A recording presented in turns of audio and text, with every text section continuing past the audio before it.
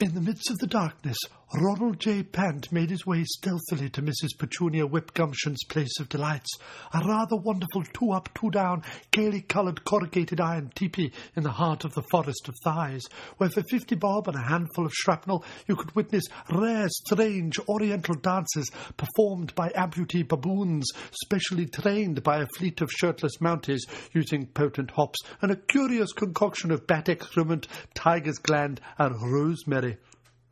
His nervousness was matched only by his desire to get there before Celia's performance. Celia was known as a particularly feisty and aggressive puffin-botherer who was wanted in 3 countries for defiling the Pope's image with a tampon. Her art was in her excessive underarm wafts and loose violet-coloured buttock skin, which, when applied right and with the correct Botswanian nose organ music, could hypnotise the audience into removing all their clothes, except their socks, of course, and forming a human pyramid. This special gift had everyone from Japanese businessmen to Billy Zane booking tickets years in advance. But Ronald didn't need a ticket. He had true love on his side. Plus he had a friend named Poppingjay who ran the back door and said he'd sneak Ronald in under a sack of old bloody meat. Where are you going in such a hurry? What? Do you want to buy a donkey? I don't have time. Please, out of my way. A donkey. Do you want to buy a donkey? It's a nice porcelain one. I painted it myself, actually. Yeah, usually I go with stripes of pink and lemon, but they're all out at the apothecary's market. Still, I managed to pick up some Jamaican ginger cake and a rather nice collection of jello moulds in the shape of Kenny Rogers' ex-wives. I'm sorry, I must go. I really don't have any time. Out of my way, let me pass. What about you, then? Me? Yeah, will you buy this donkey? No, thank you. Look, would you mind if you pretend I wasn't here? Why? Who the hell are you, then? The Lord of Precious Town? Too good for a poor porcelain donkey seller such as myself. Time was I would have owned you. But even I have to recognise that the porcelain donkey trade ain't what it used to be. I used to be swimming in wine, women, all the panties I could eat. I used to drive to market in a Capri. Oh, no, I understand, I do. It's just, well, I'm Ronald's narrator, and it doesn't exactly work if you talk to me directly. It is breaking the fourth wall somewhat. Yes, plus I am now really late, so... Breaking the fourth wall? I never broke anything, Squire. I never even touched you. Sure, I was undressing you with my eyes, but touching and breaking are 2 things I definitely didn't do. No, it's an expression. It means... Oh. Well, now, Ronald, you didn't have to go and shoot the man. Yes, I did. We're late, and you're not in the least bit helpful, nattering on. Come on. Ronald leapt over the body, caring not one jot for the tedious yet innocent soul that now eked out in so much crimson onto the hard woodland floor. Jesus Christ, do you just come up with this stuff or what? A lot of poetic gibberish is what it is. Embellishing overly written tripe. I thought when I hired a narrator it'd be kind of cool, but actually this is sort of tedious. What were you doing before you took this job, anyway? I used to work in radio, actually. Really? Yes, a radio flange goblet, to be precise. The most revered purveyors of bouncy programming this side of the Gap, Watford. Go on, then, give us a bust. Oh, OK. And now on Radio Flange Goblet, it's time for our regular film chat natathon a go-go programme, where opinion flows like cheap liquor, the murmurs of anal wind blend with the snores of the audience, and where, occasionally, if you're lucky, in the background, you might hear a lovely old pair of tits.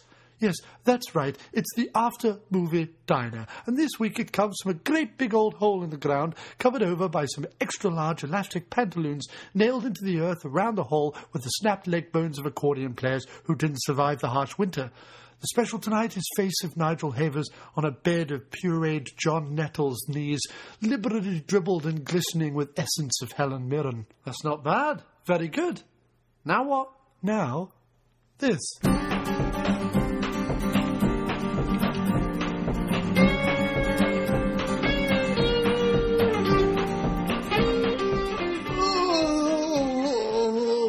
Pickle me sideways with a stiff wire brush. Good evening, it's the after-movie diner. That's correct, the after-movie diner. That's where we're in a diner discussing movies after we've watched them.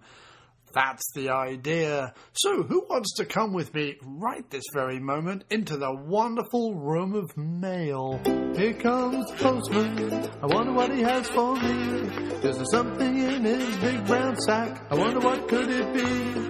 Well, I hope the bills it lacks and instead brings me some listener feedback, or maybe, just maybe, a big bag of crack.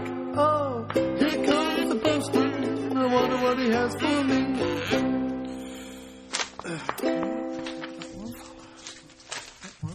It's not that one. Oh, do I still have that? I really should take that monkey back. It's broken in 3 places. Here it is. Now, regular listeners or recent listeners will remember that I read out some mail from a Mr. Matt Beckett, who was very kind enough to write to the After Movie Diner and let us know how he came across the show and things he liked about it and so on. Anyway, I let him know that I'd finally got round to reading out his notes, and he then wrote back to me this week. He says, "Dear John, many thanks for letting me know that my feedback was on the After Movie Diner this week. I was delighted enough that you sent me a missive in reply to my first post, but then to get a mention on the show, well, I've been racking my brains for a week to think of a way to fully convey just how pleased I was. For now, I'll have to settle for a simple thank you. It is wonderful that you've created a podcast which will quite happily juggle the critiques of Cohen and Crampton or Weller and Wynorski, putting each film-going experience on a level playing field while still finding time to offer analysis that expands my own movie-watching repertoire. For instance, your recent Baltimore hat trick was an education. And on that issue of diversity and equality, what a week to appear on the Diner. Anderson's The Life Aquatic was one of my 5 favourite movies of the past 20 years. I tend to feel that cinema, and certainly mainstream cinema, doesn't make them like they used to. I have to agree there, Matt. And so it's only once in a blue moon that I find a film that's a keeper. And The Life Aquatic was just one of those rarities. Well, we're very glad to have mentioned it and brought it up. I think we also covered, I was listening back to the last time Jay Scott was on the show when we did Maximum Goldblum some episodes back, and we did cover The Life Aquatic in much more detail there. So if you haven't listened to that one, Matt, I would suggest you scroll back through the archives and try and find the Maximum Goldblum episode as Jay Scott and I do wax rhapsodic about The Life Aquatic on there. Matt finishes up saying, my particular movie watching era of choice gravitates towards the late 80s, early 90s, so I've been particularly enjoying your recent retrospectives on the After Movie Diner and, of course, over on Dr. Action and the Kick-Ass Kid. I look forward to where you choose to go in future. Thanks again, Matt. Well, that's wonderful. Really great. Thanks so much for writing in, Matt. Honestly, it's always nice just to receive any feedback. But this week in particular, we received this wonderful email from Matt. And then you'll hear in the show, we got a wonderful response to our Clive Barker question, which I asked on Facebook, which I've peppered throughout this episode in regards to whatever film that we're talking about at that time. Okay, so before we start the Clive Barker conversation, just a couple of bits of business. If everyone could go over to aftermoviediner.blogspot.com, which is the original After Movie Diner blog that started it all, and I still occasionally put a post up there. In fact, I just recently reviewed Oblivion, if you'd like to read that. But more importantly, I got sent a short film the other day by some independent filmmakers, which sometimes happens, called Butcher's Hill, which I thought was absolutely fantastic, sort of New England-y, early America take on Hansel and Gretel, but it's only about 9.5 minutes long, and it's fantastically directed with some great art direction and just some really good set dressing. It's well worth watching for the design of the film specifically.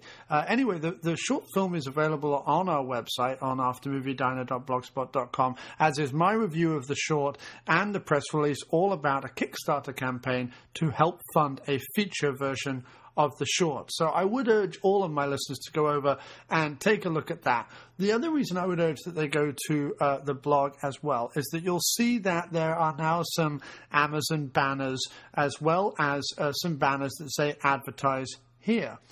This is because I'm trying to sort of expand the way that people can support the show. And also, I know that there are a lot of people out there who might listen or might read the blog or things like that who might want also to advertise their stuff. Now, if you're a friend of the show or someone with a podcast and you just want to send me in a promo or whatever it is, and you don't mind when it's played or how often it's played and you make no demands on it, of course I'll still do that for free. That's not a problem at all. But if you go to the website, you click on the Advertise Here banners, there's now a sort of small price list on what you want to do if you want to advertise with the After Movie Diner. And you know, I'll do it solidly for 6 months or 3 months or 1 month, whatever you pick, and so on and so forth. So I'm just, look, monetize is a dirty word, and I'm not trying to make a lot of money or whatever, but I'm just putting it out there that if you've got a product, if you're a web developer, or if you're got a website, or if you've got something and you just want to advertise with the show, it is possible, both on the podcast and on the website, both on aftermoviediner.blogspot.com, on aftermoviediner.com, and on amdpodcast.blogspot.com, which are the three main sites of the show. Also, with the Amazon banners, if you're a regular Amazon shopper, as am I, before going to amazon.com, just go to one of those three websites that I just listed, aftermoviediner.com, aftermoviediner.blogspot.com, or amdpodcast.blogspot.com, and click through the banners. That's all you have to do. You do that, purchase something, and a little tiny little bit of the profit from that sale will come over to the diner, and it won't have cost you any more or any less than what you would have spent at Amazon anyway if you click through those banners. Likewise, if you really enjoy the films that we cover, or want to purchase some of the films that we cover, or are interested in some of the films that we cover, even some of the independent films that you might not be able to find normally on Amazon, but are actually there if you take a look, well, I have set up an Amazon store on the website, both on aftermoviediner.com and amdpodcast.blogspot.com, so that you can actually click on that and purchase the films that we've covered on our own Amazon store. Again, won't cost you any more than it costs on Amazon. All it does is it shows that we're supporting Amazon, so Amazon, gives a few pennies back, and it really is just pennies. So there are a couple of new initiatives that I've got going at the moment, but we know that not everyone has cash to spend. If you do, of course, you can always go to our store that sells T-shirts, coasters, mouse pads, all sorts of gifts and clothing with the After Movie Diner stuff on it, with cartoons on it, with logos on it, with all sorts of different stuff. Also, if there's anything you'd like to see on a T-shirt, please let us know, only related to the show, of course, which you can find over at www.cafepress.com/aftermoviediner. But if you haven't, we are urging everyone again, please do go to iTunes in whatever respective country you're listening, and please do rate and review us on iTunes. Just search for the podcast of the After Movie Diner, and then rate and review us. That would really help. Please make this the week that you go to iTunes and rate and review us. I know that far more people are listening than have rated and reviewed us, so please go and do that. Or likewise, if you listen on TalkShoe, or if you listen on Spreaker, or wherever you listen, please rate and review us. It takes but a second, and it helps us no end. So I'm doing a big push this month on rating and reviewing, so please do help us out. Please do support the podcast in any way that you can, and I promise that we will give back tenfold as much as we can. And so please, yes, just support independent creativity and everything that we're doing, and the films that we present, and the independent filmmakers that we support and things like that. Spread the love. And so you don't just think I'm being selfish and just want you to give all your attention to me, here are some other shows that I personally recommend you take a listen to, support, and share. Excuse me. Right, Jesus, calm down a bit. I'm sorry. It's all right, listen. Now, calm down. Come on. Calm down. Shut up. You shut up! Okay, right, let's start again. I want to tell you about a podcast. Okay. It's called Wafoo FM, and it's the resident podcast of a blog, also called Wafoo. What the hell does that mean? Wafoo, that's not important. Why? Because it's not. Okay. The show is packed full of movie discussions, news, reviews, all sorts of good stuff. Would you like to come over to the blog and maybe check it out? Yes, I would. Lovely. You can find the show at Wafoo1, that's WAFU, the number 1.wordpress.com. Or find us on Facebook at facebook.com/Wafoo blog. Okay? Okay. Excellent. Okay. Shut up. I'm sorry. You know what? There are a lot of podcasts out there, but there's only one schlock treatment, and if you're not already clued into this excellent hour-long weekly laugh fest, then you should be. Hosts Mark McDonald, Matt Ringler, Doug Fry, and Kirk Howley watch some Netflix schlock and in their own spectacular way review and annihilate it each week. Plenty of puns, ingenious insults, and wonderful wit abound in this weekly treatment of schlock. Find it at schlocktreatment.com and iTunes today.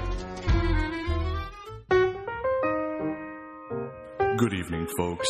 Do you enjoy action and adventure, romance and comedy? How about long strolls on the beach and a fine champagne by moonlight? Do you like pina coladas and getting caught in the rain? Or would you rather listen to some in-depth conversation about film where many timely and poignant observations and witticisms are made? Mo here from the Drunk on VHS podcast. And if you like any of those things, then I have some bad news for you. Drunk on VHS has none of these. But you should listen anyway, because I asked him nicely and said, please. Oh, wait. Please. Tune in every Wednesday for new episodes exclusively at CouchKitty.com. Bring the family. Bring your friends.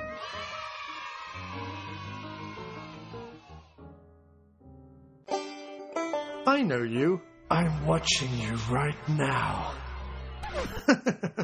Not really. Or maybe I am. However, I guess you're sat there late at night, probably not wearing much and scratching yourself, scouring some podcast-providing service, desperate to find the one glimmer of hope in a sea of blabbermouth halflings expounding their opinions to nobody. You like B-movies, but which B-movie podcast do you pick? Well, look no further. Bypass the rows and rows of other shiny shows and delve instead into the beautiful and brilliant B-movie bargain bin. You know how you know it's good? No, it's not just the beards the hosts have, although that's a definite plus. It's the films, it's the fun, it's the fact that by listening to this show, you can also get a discount at cheesyflix.com. That's right, a full, fantastic, knowledgeable B-movie podcast and actual bargains on B-movies. That's once a month at bmoviebargainbin.com. 2 men, 2 beards, 2 films, 1 show, the B-Movie Bargain Bin. We can't and won't be bettered.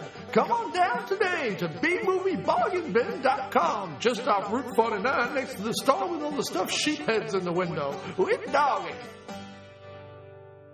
Bork, bork, bork. Okay, cool. Excellent. That's coming through loud and clear. That's just...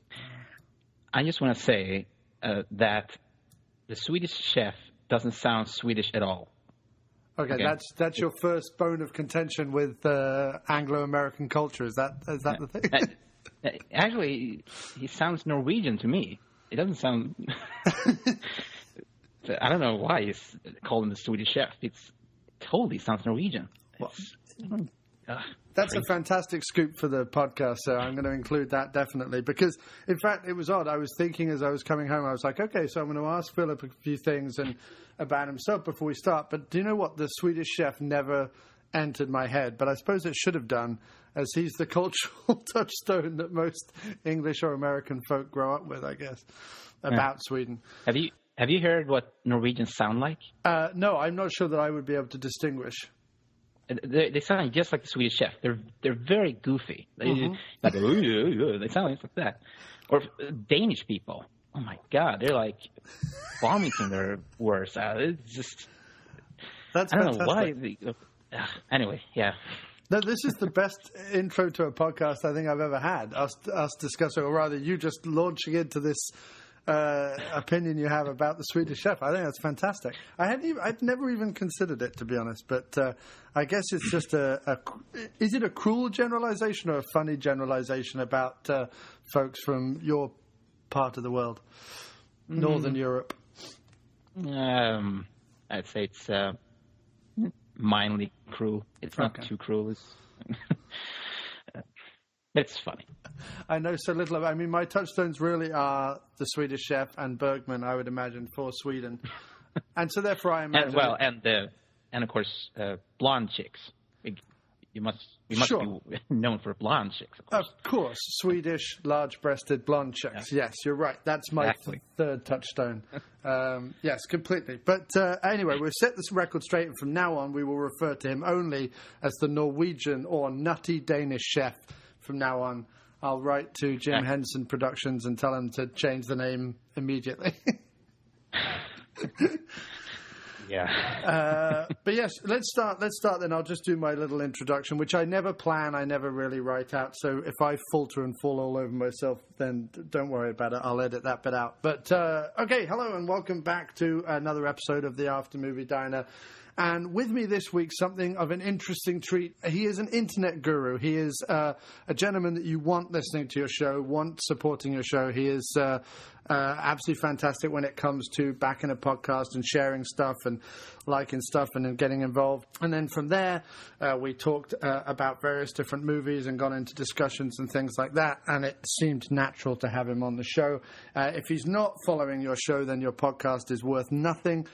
He also hosts a fantastic website himself with wonderful blogs and has recently started doing both video and audio reviews of films himself. It is, of course, if people don't know, the fantastic and splendid. Is it Filip Önell? Is that how I'm pronouncing it correctly? Yes, that's correct. I pronounced it correctly. So when I did my silly little ukulele song about you, whenever it was, half a year ago, I got it correct. That was great. That song is fantastic. I love that. That was. I was going to try and dig it up to put it on this show, but I've forgotten what episode it was on. Yeah, it's an old episode, right? Yeah, it's a very old episode. But no, you really did from very early on started following the show and really supporting it. So I wanted to ask a couple of things. First of all, Philip, give us a bit of background of like who you are. What was your earliest memory of kind of getting into films? Ooh, film. Well, film has always been there for me. I would always watch films ever since I was a kid. I mean, I think my interest in films started when it may have been my dad. He would show me all kinds of different films when I was a kid. He showed me all the James Bond movies when I was a kid. He took me to see like Charlie Chaplin films in a cinema, actually. And it was just I'm not sure really where my interest in film started. It's always been there, really. I was kind of born with films. Yeah. And what's sort of the how are films approached in Sweden? I mean, do you get all the big, obviously, Hollywood stuff? You mentioned like you saw Charlie Chaplin things in the theater. So do a lot of cinemas and things do retrospectives and stuff? Are they fans of what's sort of Swedish movie going like? What is it that they play in the theaters there? Well, in the regular cinemas, they show whatever's come from Hollywood, right? But there's at least one or two cinemas here in the city where they show like old movies, old films like Charlie Chaplin films, or like, for example, Night of the Hunter, which my dad took me to see, which was a fantastic viewing experience. Yeah, of course. So yeah, I mean, here in Sweden, we don't. I don't think we're that different from the American audiences. We eat up the Transformer movies, and the Twilight films, whatever, I don't think we're that different from American audiences, really. Okay. No, it's just you hear sometimes like different countries and different cultures have different appreciations for certain things. Like, the French are always going on about certain, either the golden age of Hollywood or about art house movies or whatever it is and things like that. Germany obviously has a history of this sort of Gothic and their movies like Metropolis and things like that. And obviously Sweden, you have this history of Bergman. I wondered, is there a certain reverence towards certain types of cinema, or is it just like most other countries? You have your popular stuff and then you have your art house theaters. Yeah, it's different in other countries. Here in Sweden, we don't make big Hollywood movies. We don't make Transformer movies or whatever. We make little crime movies or little comedies or, whatever. Or like, Bergman, he made very strange films, Yeah. Bleak dramas or whatever, But certainly appreciate that kind of genre too here in Sweden. Actually, in Denmark, I think they're pretty pretentious. They're really film crazy over there, you know. Yeah, well, let's have a go at the Danes some more, because I don't think we have any Danish listeners. No, I'm kidding. But the other question I have to say that I'm really kind of bored with Swedish films. We don't, like I said, we don't make any kind of really interesting films. Usually, we just make, you know, the crime films or these really boring romantic comedies. Like, we're really not that good at making films. It only rarely do we really make good, like, I mean, I'm not crazy about Let the Right One In, but you know what? That is a well-made film, I have to say. Oh, yes. I mean, that was. I actually really liked that. I didn't see the American remake, but I really enjoyed. I've only seen it the once, but I really enjoyed it. I think I've mentioned before on the shows. In October, I have two friends who put on a Halloween 2-day movie marathon, and it was part of that. We watched Rec, which is obviously from Spain, and then we watched Let the Right One In. And I really liked it, but it does have that sort of bleak coldness that your films are known for, I think. Yeah, the American remake, I thought, well, they kind of solved some problems I had with the original, some things that bugged me, but yeah, it was kind of the same film, really. It was meaningless. Yeah, my problem with Swedish films, I don't know what it is, it's just probably me, but there's something about watching Swedish actors talking in my own language. There's just something very strange about that. I don't know what it is. You don't have the same problem. I know you don't have the problem. But well, because we don't know any other languages. Yeah, exactly. It just feels there's something that always feels very phony about watching a Swedish film for me. I don't know what it is. It's just, I don't know. It's the language, really. That's interesting. That's very interesting. It's very strange for me. I have that problem with Swedish films. I don't know. But I've had it slightly living in America, and my ear, therefore, and to some, my friends will tell you from England that even my accent has changed in the way I pronounce words and certain words that I use. But I know that living in America, where obviously my ear has become attuned to their accent to the point where I don't really hear it so much anymore, that occasionally there'll be a British actor on a TV show or a British actor in a movie that I happen to know is British, but when he's talking, I'll be like, oh, why is he talking like that? All of a sudden, you know what I mean? All of a sudden, all I hear is them talking like that, like they're talking all crazy, and I'm like, why is he not talking normally? But yeah, so I do understand a little bit what you mean about that, I guess. And I don't know why. I have a real problem with Stellan Skarsgård in films. You know him. The actor. Oh, really? He's not bad, but just every time he talks, he sounds like a Swedish guy trying to talk. You know. He's trying to be an American, but he's not like an American. He's clearly a Swedish guy, like, you know, and talking like this. I'm so bored with that guy. I don't know what he's doing in films anymore. It's just, he's in Avengers and 4. Like, what? Yeah. What are you doing? Well, no, it's almost like you can't make a movie these days without at least one Skarsgård in it. Oh, God. I think I don't know, there's like one Skarsgård, I think it's like Bill Skarsgård or like something. He's making like, I think he's made like a werewolf TV show right now. It's on Netflix or something. I don't know. Really? A show that apparently, it's a werewolf show, but I don't think, I talked to someone about the show and he was like, they don't have any werewolves in it. Like, so it's a werewolf show out of werewolves? What are you talking about? Anyway, yeah, Skarsgård. Are they like the new Baldwin brothers? Like, yeah, I don't know what's going on there, but I think it's ever since Pirates of the Caribbean, he's just been in absolutely everything. And he shows up and it's like, and I actually, having just looked it up, because you're mentioning Skarsgård obviously reminded me that he started off in Lars von Trier films. Having just looked it up, of course, Lars von Trier is Danish. So, yeah, I'm happy to jump on the hating the Danish bandwagon because I hate Lars von Trier. Lars von Trier, yeah. Yes. I haven't really seen that many of his films. I saw Antichrist, and that was... That's the best way to watch it, is to not see very many of his films. That's the best way to watch Lars von Trier, is just to not see them. Yeah, and I think there was... I saw that film. I think it was Mark Kermode. He actually recommended another film that was just like that film. Yeah. Called Possession from 1981. And I'm watching like, holy shit, Lars von Trier like kind of ripped this movie off. It's almost the same movie. Have you seen Possession? I haven't, no, but I saw that Commode Uncut that you're talking about where he was referencing Possession. It was a couple of years ago he recommended it, and I saw it, and it's one of the most fucked up films ever made. I mean, you got Sam Neill in it. Sam Neill, who of course is from Jurassic Park, and what's it, John Carpenter film, Mouth of Madness? Mouth of Madness. He was also in Dead Calm and Omen 3. He played Yes, he plays young Damien, doesn't he, in Omen 3, yeah. Yeah, that movie is hilarious, by the way. It's one of the funniest films ever made.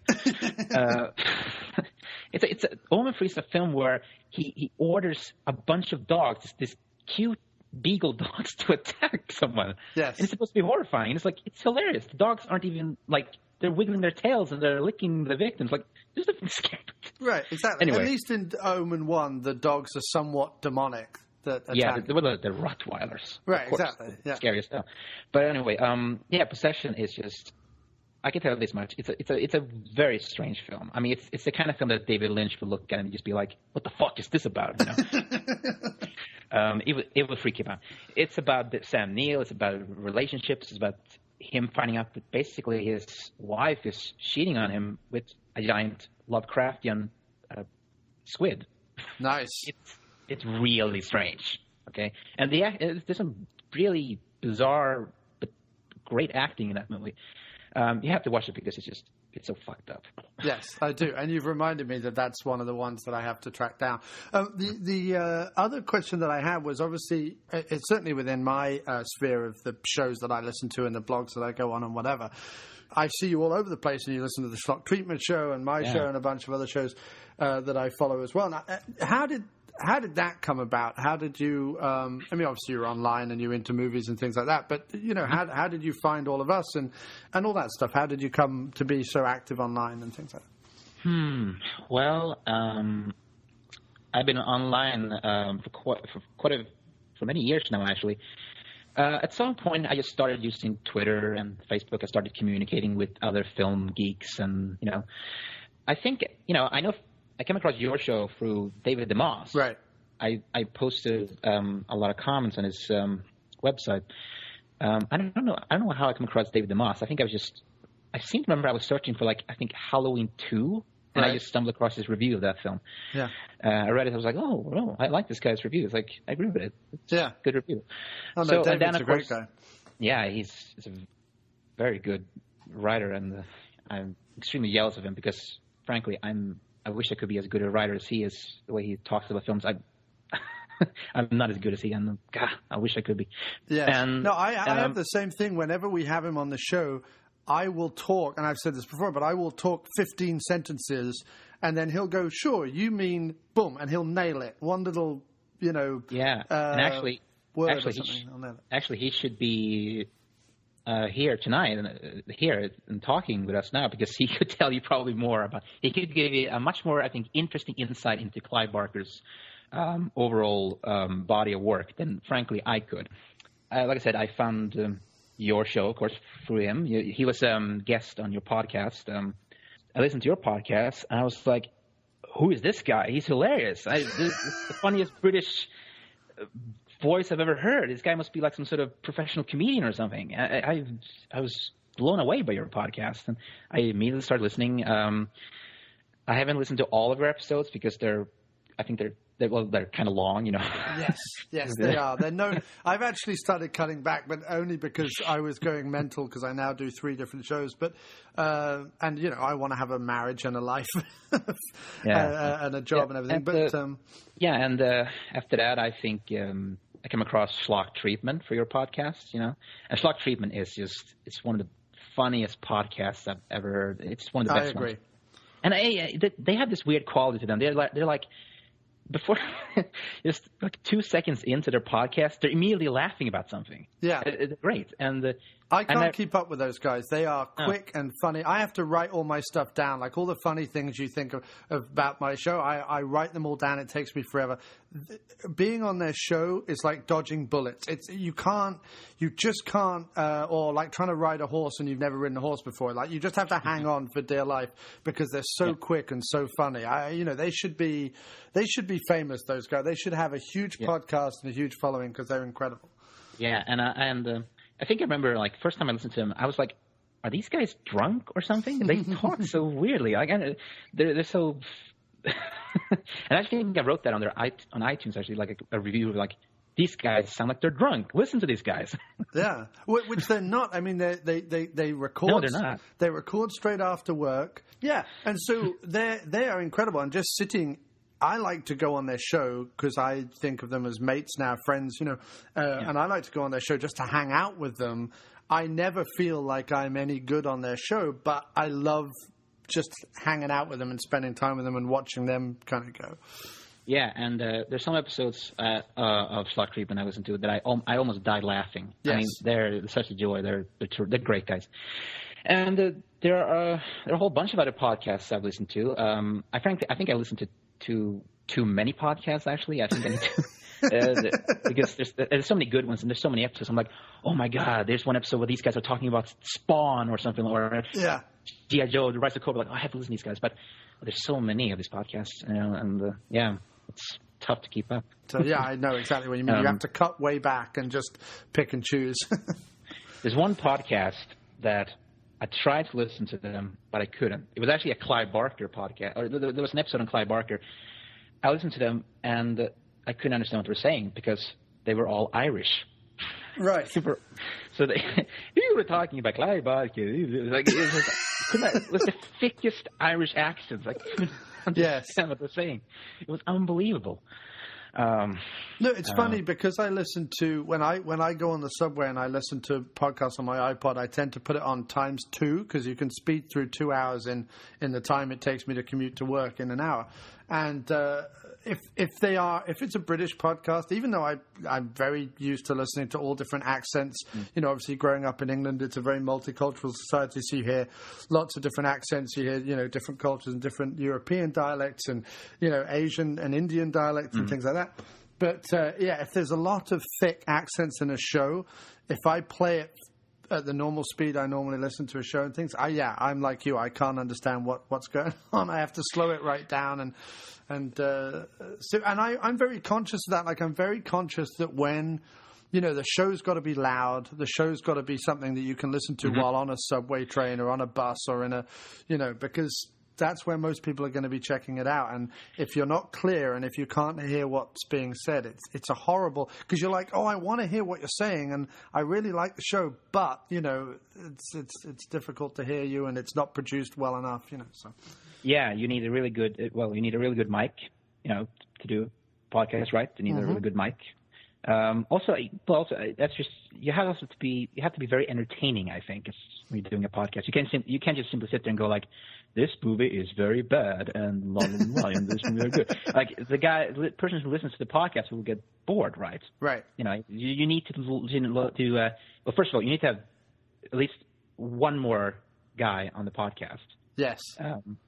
Which is why my podcast is kind of disastrous, because I've tried to listen to my own episodes, and frankly, I like there's the Nightbreed episode I did and the Legend X3. I like those because I have a certain it's just one film, and and I have a certain passion for those films. But then there's I did Stephen King movies. I did Friday the 13th episodes. Although the Friday the 13th one is kind of funny, but the Stephen King one and the Jaws one I did, it's really difficult to sit there all by yourself and talking about these films. I almost want to start pretending that there are two people in the podcast. Okay, what do you think? I think this. You know, pretend there's someone else in the room. You know, dude, you should do that. If you can put on another accent, you should do that and call him here's my insane Danish friend Bill or whatever, and you bring him in and he's like, blah, blah, blah, blah, blah. You should do that because that would be fantastic. I have to say, I've listened to, you did a Halloween one I listened to. Everybody listened to that one. Everybody commented on that one, actually. And said, you're great, you're funny, whoa, you're terrific. I'm like, oh, thank you very much. And then, no one commented on any of the other. I've listened to the other. I listened to partly to the Nightbreed one, but I also wanted to kind of save some of it for this episode so I could hear what you thought. But I did listen to the first 20 minutes of that. I started listening to the Stephen King one the other day. Yeah, very long. No, I was interested by it because you start off going Stephen King. I don't know that I like Stephen King, and I was like, oh, this is going to be interesting. He's doing a podcast and stuff he just doesn't like. Yes, you really should check out Filip's blog over at hollowshape.blogspot.com. He is the Swedish Cinemasochist. a blog that is mostly about movies. Mostly, he's covered all sorts of wonderful things, such as the Friday the 13th franchise, Jaws, Stephen King, and others. Why don't you head on over there and take a look, have a listen, have a feel around, see what you think. Why not share it amongst your friends? Do what you will with a blog of this sort, but I think it's bloody marvellous, and I think you should all go have a look. Oh, and taking a gap to talk about Philip as we were, look what I found. Filip Önell, Filip Önell. I hope I'm pronouncing that correctly, or the rhyming structure won't work. Filip Önell, I'm singing Filip Önell. Everyone needs a listener like you. Filip Önell, a man you sure are swell. We cannot tell what your support and comments mean to us, so Filip Önell, I might as well stop this right now before it gets weird. We're now ready to get down to talk about the meat of the episode, if you like.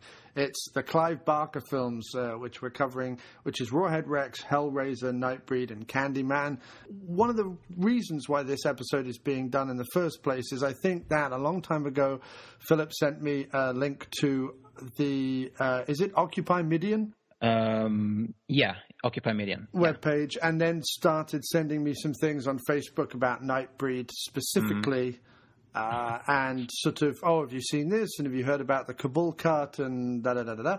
And I wasn't aware of it at all, but it was one of those things that, you know, when someone says a new word to you and then suddenly you hear that word being used 4 or 5 times in the next week or so.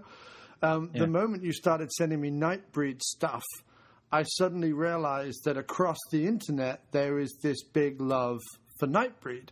And it was just one of those movies that for whatever reason passed me by. It was not... I mean, I don't even remember ever seeing the video cover or anything. Yeah, So, I'm not sure, but yeah, Nightbreed is... many people haven't actually seen the film, I think. It's... I don't know why. Maybe it's... I'm not sure, actually. Right, because, I mean, it's, you know, obviously it's got the... And I don't want to go over Nightbreed just yet, but I'm talking about it because it was the intro into doing this episode.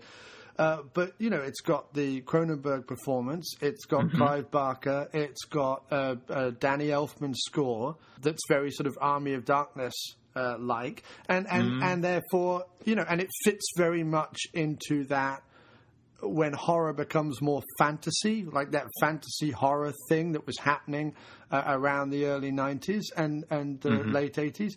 And so you'd think it would be, quote unquote, one of those films, you know, that everyone had seen, or certainly film fans had seen. So yeah, it did become something of a cult film, certainly. Right.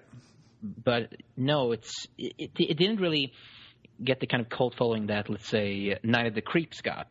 Right. Night of the Creeps is a film that everybody was talking about. I'm like, oh, why isn't this movie on DVD and all that? And like, but Nightbreed, no, it doesn't. It never got that kind of fan base. I don't know. Maybe it's because it's a Clive Barker thing. Like, it's only really like Clive Barker fans that are kind of interested in the film. That are kind of aware of it. Yeah, because I mean, I was very aware of Hellraiser, although I have to say I'd never dived into the franchise. And then I had seen Candyman multiple times because it's personally for me one of my favorite. I call it an urban horror because there are so few horror movies that take place in a city. They tend to take place in a small town or in the woods or in some fantasy realm.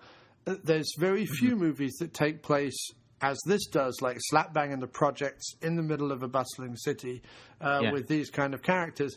So, and yet having a very kind of Michael Myers-y, Jason Voorhees almost style killer. In other words, it's a stalk and slash. It just happens to have more to it. Yeah, I can't think of too many horror films that actually takes place in this kind of location, you know, with African Americans and dealing with the kind of racism, you know, and all that. It's I haven't seen that Leprechaun film. What was it called? Leprechaun in the Hood? Yeah. I don't know how much that deals with racism, but yeah. Yeah. Candyman takes itself very seriously. Right. And then you've got, I suppose, there's weird ones like Snoop Dogg's Bones and things like that. If you're talking specifically like African American. However, urban horror, the ones that spring to mind are ones that are done by William Lustig in the 80s or Larry Cohen in the 80s, because they are, they're either in LA or they're in New York. Mm-hmm. You've got, It's Alive, you've got Maniac, you've got Maniac Cop. It's normally those two filmmakers that I think of as really doing urban horror. But I can't think of anything else that is quite like Candyman, which I think is why it stuck with me and resonated with me so much. Also, it was just readily available in the UK. So, well, it's interesting because the short story that Clive Barker wrote, that Candyman is based upon, which is called The Forbidden, actually takes place in England, in Liverpool, actually, I think. Right. And Candyman is not black in the story. He's actually he's a bit more unusual looking. I can't remember what he was described like, but he was not black. Right. I can tell you that. Yeah, it was director and writer Bernard Rose who decided to change the location to in America and make Candyman black. Yeah. So it was. I mean, he's sort of he's almost sympathetic, just because he had, obviously, his origin story is not, I killed a bunch of people. It's, that he was beaten up and had his hand sawn off and all the rest of it. So his origin story is more sympathetic in the movie. Yeah, he's a kind of Phantom of the Opera kind of character. Sure, that's a good comparison. But the one that I had not heard of in the slightest until it wasn't this episode, but someone posted about Rawhead Rex, and I forget who, but it really has only come into my awareness in the last 6 months, I think. I mean, I wouldn't be able to pinpoint it. Someone posted something online about Rawhead Rex, a poster of it or something. Mm-hmm. And the image of the monster, because I wasn't aware of how immovable it was. But it looks good in photos. Right. The monster. Yeah, it looks fine. But once you see it in the film, it's like it can't move. It's a mask. Yeah, its eyes kind of glow, and its mouth attempts some sort of plasticky, opening and shutting, but not really. But I had seen images of it, and I was like, "Oh, that's a bit interesting." What I saw wasn't human. Oh my God!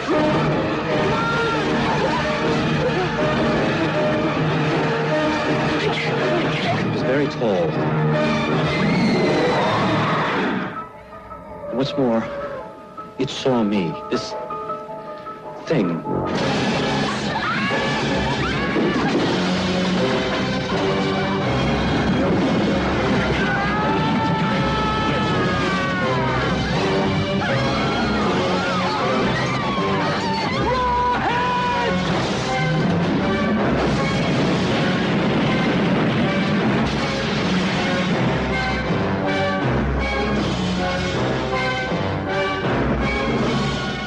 Rawhead Rex. I don't know how it came to be, but we are covering Rawhead Rex, and I'm so glad that we are, because I enjoyed this film immensely. I mean, you run down the plot for us, sir. Tell us what it's all about.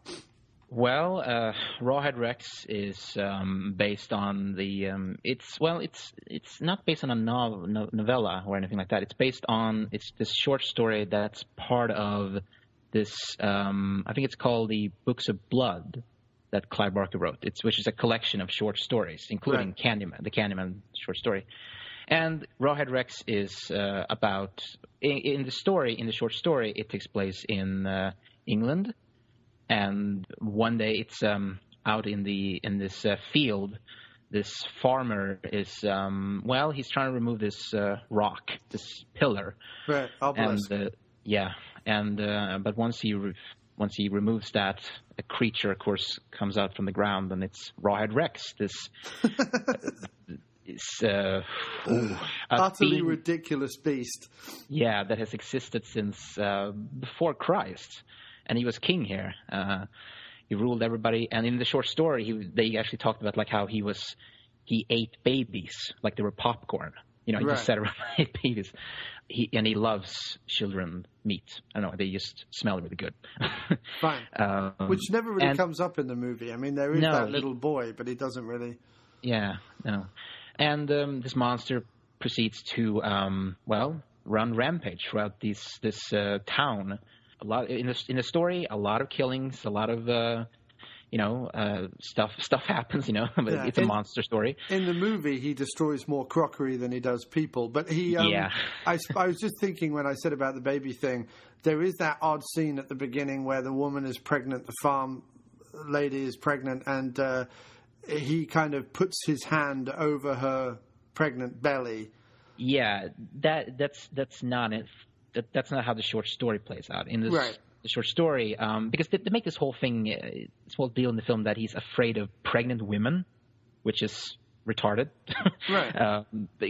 In this short story, he's not afraid of pregnant women. He's afraid he has this thing. He hates women who are having their period. Right. Okay? He can't stand the smell of the blood. It's poison to him. And this one little part in the book where he's so he's definitely male then. No, yeah. Rawhead Rex is a giant dick. Yeah, with teeth. That's what he is. He's like he can't stand females basically. I think. But there's that stone thing is in the story. That little rock thing that they use to defeat Rawhead Rex. But whereas in the movie it becomes a light show, in the short story he just can't stand to look at it. It's like a cross, right?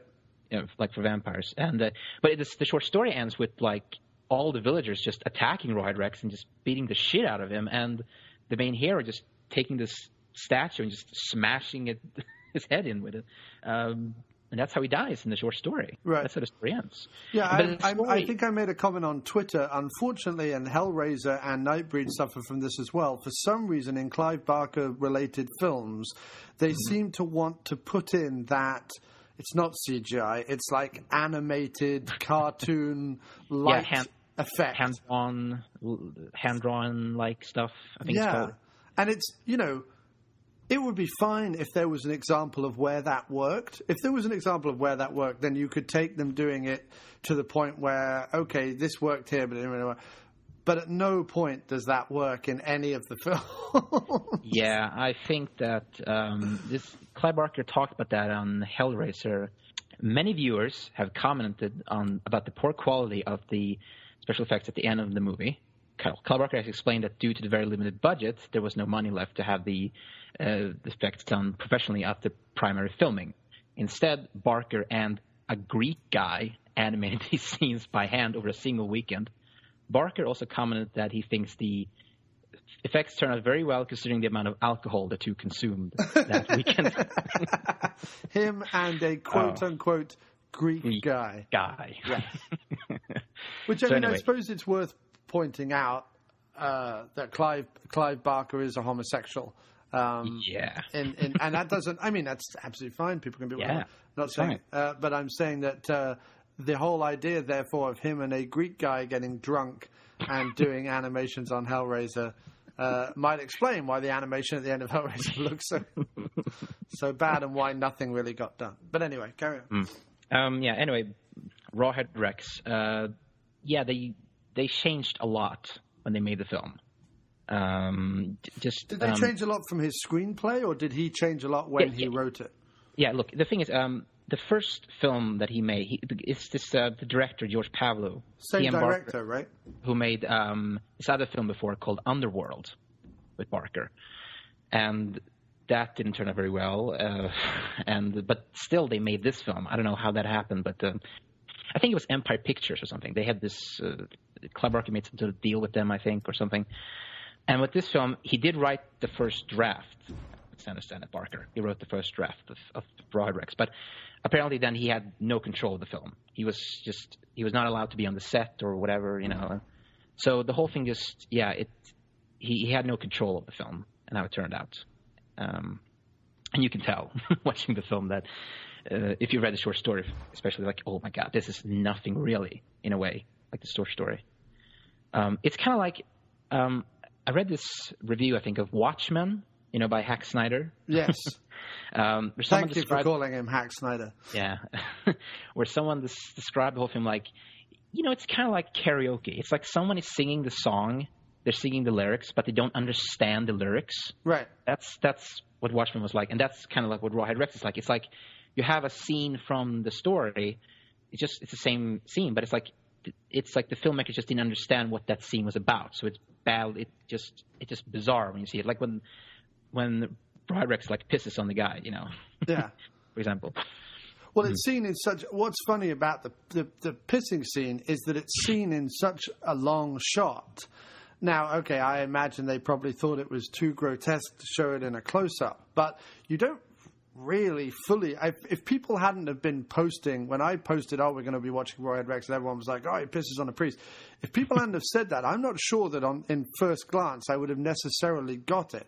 I actually had to rewind that scene and watch it a couple of times, and then I was howling with laughter because it was the funniest thing I've ever seen, ever. Because if you sit down and write, giant monster urinates on member of clergy, that's a bit genius, especially if you have the feeling towards religion, especially organized religion that I have. It's fantastic. I think that I know what you're saying. I think that the fact that the monster isn't this giant phallus, and the fact that they don't mention about the menstruation, and there's this kind of nothing's really explained about what he does at the beginning with the pregnant woman, and the whole ending is just like, oh, it's woman.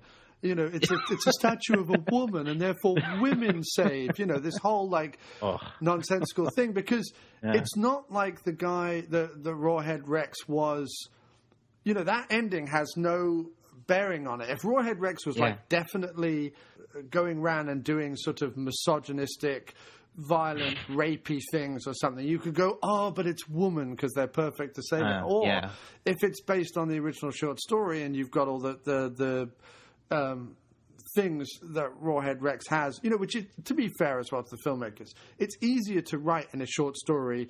There is a beast, it's called Rawhead Rex, and it has these problems with things. It's difficult to write in a script some explanation of, because what do you have? You have the guy find a book that he reads out and goes, oh, by the way, Rawhead Rex doesn't like menstruation. Or does he find some ancient ruin that tells him this? I mean, where is this written down? How do we communicate it to the audience? Unless, also it's, also it's, they have this thing in the movie where it's like the verger can see, he understands what Rawhead Rex is doing. He can see what Rex is doing. And I think he explains exactly what Rawhead Rex wants, and all that. So maybe he could have explained. But anyway, I mean, I got a lot of the undertones of paganism versus religion and sexism and all that. I got a lot of the undertones, but you're right, it could have been done a lot better. Yeah, and the thing also what's really different about the short story is that the short story is really about Rawhead Rex.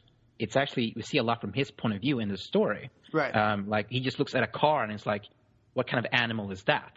Right. He's like, he's never seen it before, so there are things like that, and also it's more about his character in a way. And I mean, the funny thing is in the movie, to bring it back a little bit to the Muppets, because yesterday we were talking about the Swedish chef.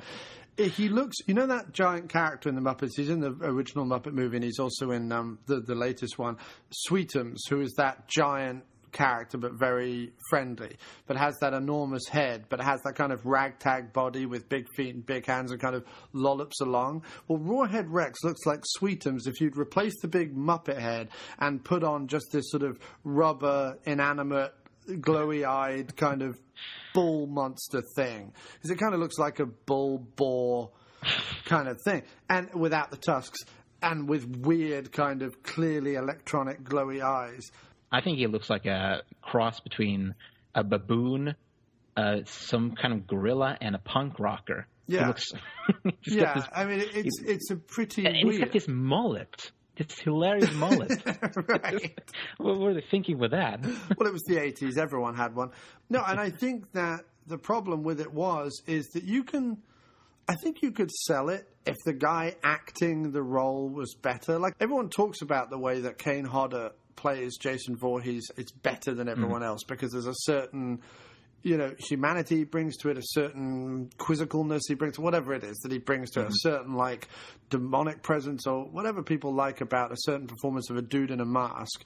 And then you have other actors like Ron Perlman or people like that who are incredibly good at acting with prosthetic makeup or special effects of that kind. The reason why I say Sweetums is that in the Muppets, Sweetums kind of lollops about the place. Now, he's meant to lollop about the place because that's his character. But in Rawhead Rex, he lollops about like Sweetums, literally like a sort of Neanderthalic kind of caveman-esque idiot who's just going around and like knocking caravans over because he's like, I don't like caravans, which, like you say, doesn't add anything to his character. But no. But on the surface, I have to say, as serious as we're looking at it, based on the short story and things you're telling me, I loved the movie for its inherent goofiness. I mean, it was just insanely goofy, and fantastic in that way, and funny. I mean, just out and out one of the most hilarious monster movies I've seen in a long time. I know what you're saying. Yes, I think there are parts of it that are pretty funny, especially there's some very funny stuff in the film, but it does feel like they've taken this short story and really stretched it out. Right. It reminds me kind of like of Children of the Corn. It's like, where is this movie going? Like, what's the point of all? It's like, this is just feels too long in a way. Yeah. But I see, because I don't have that, and I haven't read a lot of Clive Barker, but I certainly haven't read Rawhead Rex, so I don't necessarily have that in my mind. For me, it was, because for me it was literally like a monster runs crazy on Craggy Island, and this was like an episode of Father Ted. Father Ted is like some sort of Irish show or something? Oh, yeah, sorry. Yeah, for people who don't know, Father Ted was a comedy that was done on Channel 4 in the UK. I think it ran 3 or 4 seasons. And it was written by a couple of guys, but both of whom had written Big Train, which was a sketch comedy that got Simon Pegg his start, along with a bunch of others. They had also, one of them, Graham Linehan, then went on to write Black Books and The IT Crowd, both of which have found, I think, bigger audiences internationally. I know, like, for example, Chris O'Dowd, who is the lead in The IT Crowd, has obviously now been in Bridesmaids and is now part of sort of Judd Apatow's group and is showing up in a bunch of his films. But Father Ted is by far the funniest thing they've done. I mean, Black Books is fantastic, and The IT Crowd is okay, but Father Ted was hilarious. And it's about 3 priests and their housekeeper living in a very old house on what's called Craggy Island, which is this, island that isn't on any map, that's just off the coast of Ireland, and is blown by winds constantly and rain, horizontal rain constantly, and is populated by these sort of slightly odd characters, all of whom are these fantastic observations on real life. Like, for example, there is a married couple, I think it's Tom and Mary, who own the local store, like the local corner shop. And you always see them before the fathers walk into the shop. You always see them like, fuck you, you stupid bitch. I'm going to cut your fucking throat. And then, like, the fathers walk in and they stand up behind the counter, put an arm around each other, and go, oh, hello, father. What a lovely day we're having today. And it's always about, it's like an extreme comedy version of, you have an argument or whatever with a wife or a girlfriend or a boyfriend or a husband or whatever it is. And then you have visitors, and you have to pretend for the rest of the evening, even though that argument is still out there and it hasn't been dealt with. There's those kind of things. But also the funny thing about Father Ted is that all the priests have, because they're often visited by these other priests, they all have these little cliche character moments, which are just hilarious. But Father Ted himself is this guy who is constantly wanting to be bigger and more famous in the Catholic Church than he is. He wants to go to America and be a big famous movie star. Father Jack is this guy who's been in the priesthood his entire life and is basically an alcoholic, perverted, wart-encrusted, crazy old man who sits in the corner, who talks only in expletives and occasionally wakes up and is like, feck, arse, piss, feck, like that. And that's all he says the whole time. And, you know, they say things like, what would you say to a cup of tea, Father Jack? And he goes, feck off, cup. Like that. It's really funny. And then you have Dougal, who is the idiot man-child. He's the boy child who is in the priesthood because no one knows what to do with him. And he doesn't understand God or understand, you know, the Trinity or any of that. He doesn't understand any of that at all. But no, It was more, in Rawhead Rex, it was more the villagers, the kind of, that monobrowed guy in the caravan. Yeah, who is fantastic. He's fantastic with the mullet and everything. I thought first, like, is he a real person? Is that makeup? He looks like a Muppet. Right. Yeah. Oh, but that's the... And the fact that they're all sat around in the caravan like, I don't know what's going on. I don't know either. Like, they're all kind of just dim. It's just fantastic. They're completely lost. Yeah. But that's something they changed from the short story as well, because in the story, it's England. It takes place in England. Right. For some reason, they changed it to Ireland in the film. Which I think... Yeah. For me, personally, watching it is a stroke of genius to some extent. Mm-hmm. Because... But you know, what's really strange, what I think is really odd, is the fact that, okay, this movie takes place in Ireland, and yet there isn't a single scene in a pub. Yeah, that doesn't make any sense. That is ludicrous. Only a few people wear cloth caps. But yeah, it's just... And most of the people have all their teeth, so... Yeah, the Irish accents are pretty funny, I must say. Yeah. It's just, having watched all of Father Ted, and if you haven't seen it, it's a difficult experience, but I've watched it. So the Irish accent now, no matter what it says, is instantly amusing to me. Yeah. It's just funny. I can't explain it. I was instantly enjoying just... Mm-hmm. Oh, I thought I'd shut that barn door. Oh, I'll go out and... just that kind of... I don't know. I locked it. Yeah, I locked it. I'm sure I locked it. I'll go out there and I'll figure it out. Yeah, and that's... what's the guy say? When they're at the field and those two guys are... Well, I better be getting home. Yes. My dinner is on the table. And then the guy's left alone and is like... I hope you choke on them. Something. Yeah. He's like, I'm going to fucking dig up this big old rock myself. Like, fuck off. Like, it's that kind of, fuck it, I'll do it myself. I'll dig up the big... Why is he digging up the big... Why is it important, as the sun goes down, that he digs up this big monolith while everyone else is in church? It's a Sunday evening. He says, fucking dig up the thing. It's that whole aspect to it that had me laughing. And then the fact that when Rawhead Rex comes into the farmhouse to attack the pregnant couple, the farmer and the pregnant wife, the fact that he then spends most of his attack on the house just breaking crockery, knocking candles over the place, pulling food out of there. What's he looking for? What's he so angry at? Rawr. It's just so destructive needlessly. It's like the film director was like, we've got to show some destruction. It's like, no, just show him like twisting a guy's head off. That's fine. I don't need to see anything else. I think there's like 10 minutes of the film, just shots of him just smashing up. Yeah, stuff that he's just angry at for no reason. He goes he goes into a caravan park. There's all these people living much like an American trailer park, just in caravans in a ditch somewhere. And he just goes up to them. He says, "I don't like caravans." He just starts like banging on caravans and pushing them over. It's like and waving his arms around like, "Yeah, I just did it." Yeah, right. It's like the turned over the trailer. Yeah, right. It's like apes at the beginning of 2001. You know what I mean? I smashed skull. Like it's.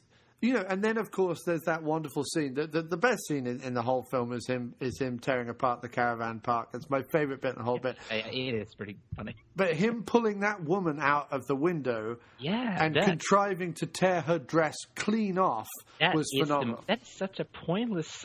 Yeah.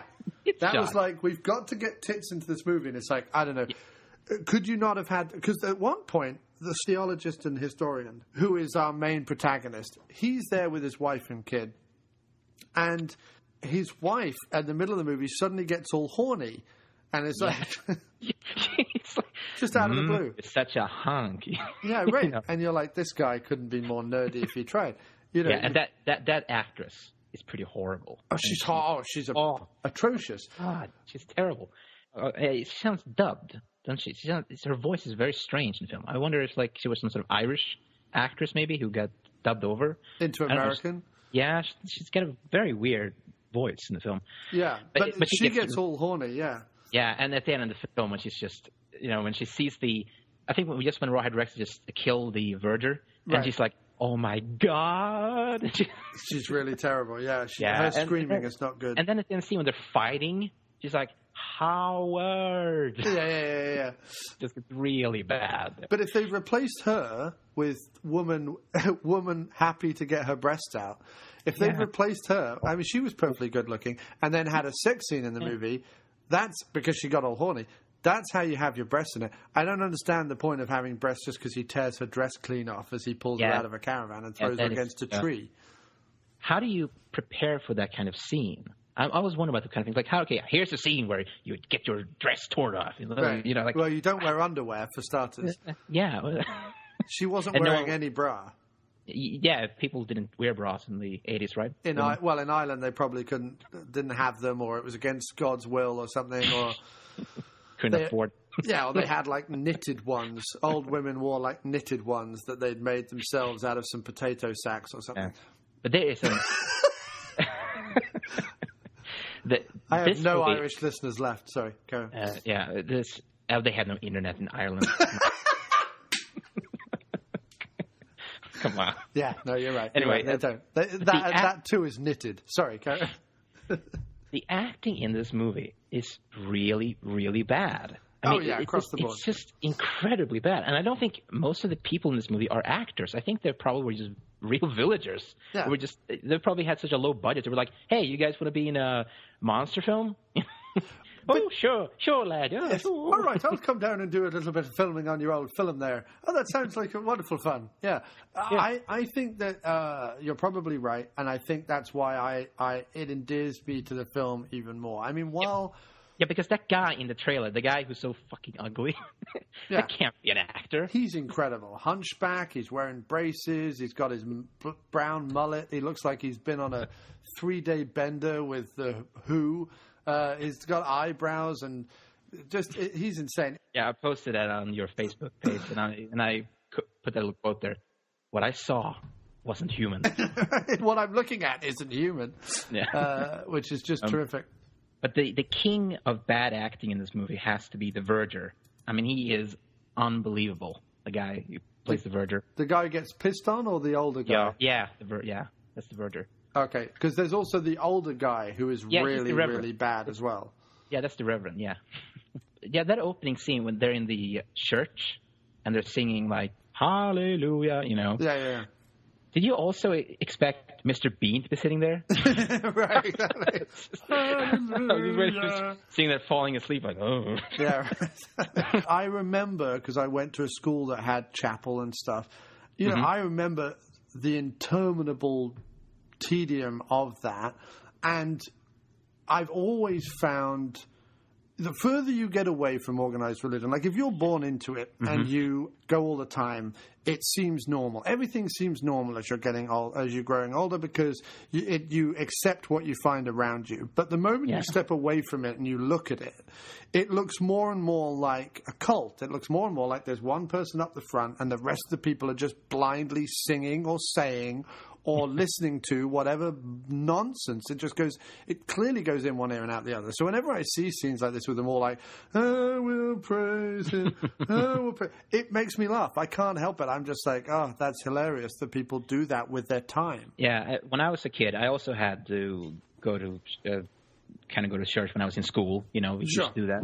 But I never really took church seriously. I had no idea what we were doing there. I can't remember actually getting any. My parents, I don't think, ever taught me about religion or anything like that. So it was all just complete nonsense to me. Sure. No, I never. Look, this is with hindsight, but I, like I say, went to church certainly for the first 13 or 14 years of my life pretty consistently, and I never sat in church going, okay, there's a guy who lives up in the clouds and he controls my movements and I better be good and all the rest of it, or that Jesus was a real person, whatever.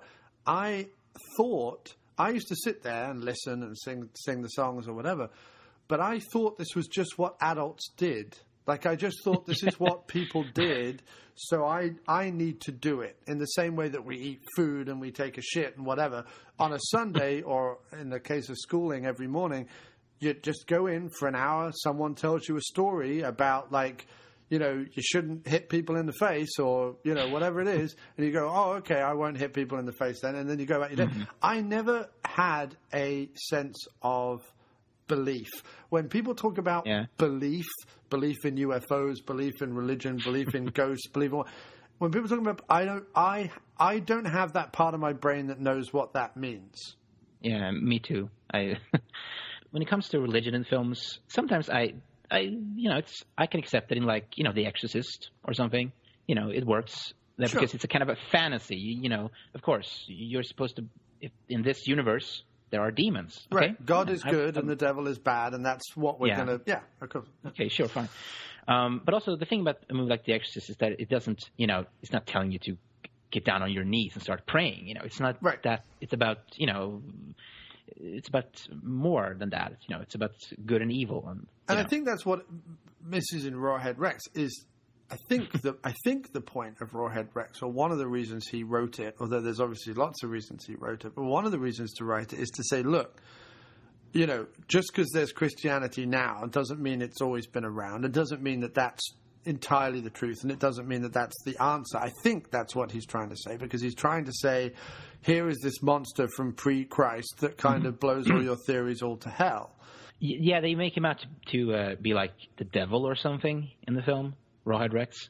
They're like, it must have been something that started the rumor. Right. Which I don't think was ever I don't think that's ever talked about in the short story. I think it's, I don't know, I never really liked when they try to bring the devil into these kind of films. No, because the devil's ridiculous. Same thing with the Needful Things, that Stephen King film, where Max von Sydow plays this mysterious demonic character. In the book, he's just this demon. He's just, you know, whatever. We don't know what it is. But it's like in the movie, oh, no, he's the devil, and he's been doing this. He's like, he killed Kennedy or whatever. Like, oh, come on. Right. Really? And he's like now driving out to towns and opening antique shops. Come on. The devil's not going to do that. Come on. No, as we all know, the devil is Gabriel Byrne, and he kills little punk skateboarders by saying, hey, kid, and watching them go plowing into the front of a bus. We all know that's Irish. The devil. And he's Irish, yeah. But and he just makes out with your wife. What was I going to say? Make out with your wife. Yes, I'm going to make out with her. What was he? Clive Barker, though, if his films are to be believed, seemingly has a lot of interest in what exists just outside of our realm. Not like fully in some big other place, but like... there is a netherworld, or there is a, you know, like in Hellraiser, they come out from the gaps in the walls, and, you know, in Nightbreed, it's under a special tomb. There's this whole thing, and, you know, Candyman is obviously from this realm. You can summon him. He's clearly there, but you can summon him from somewhere.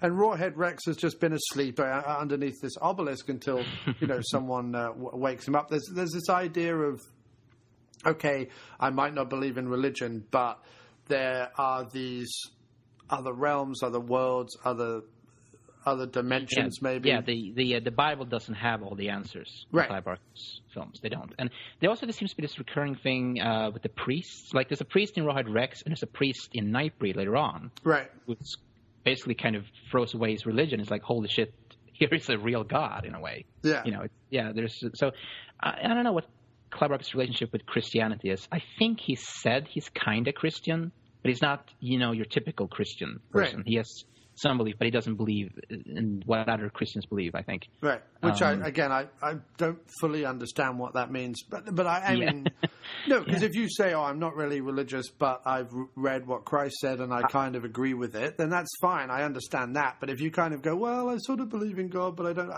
I don't know what that means. So.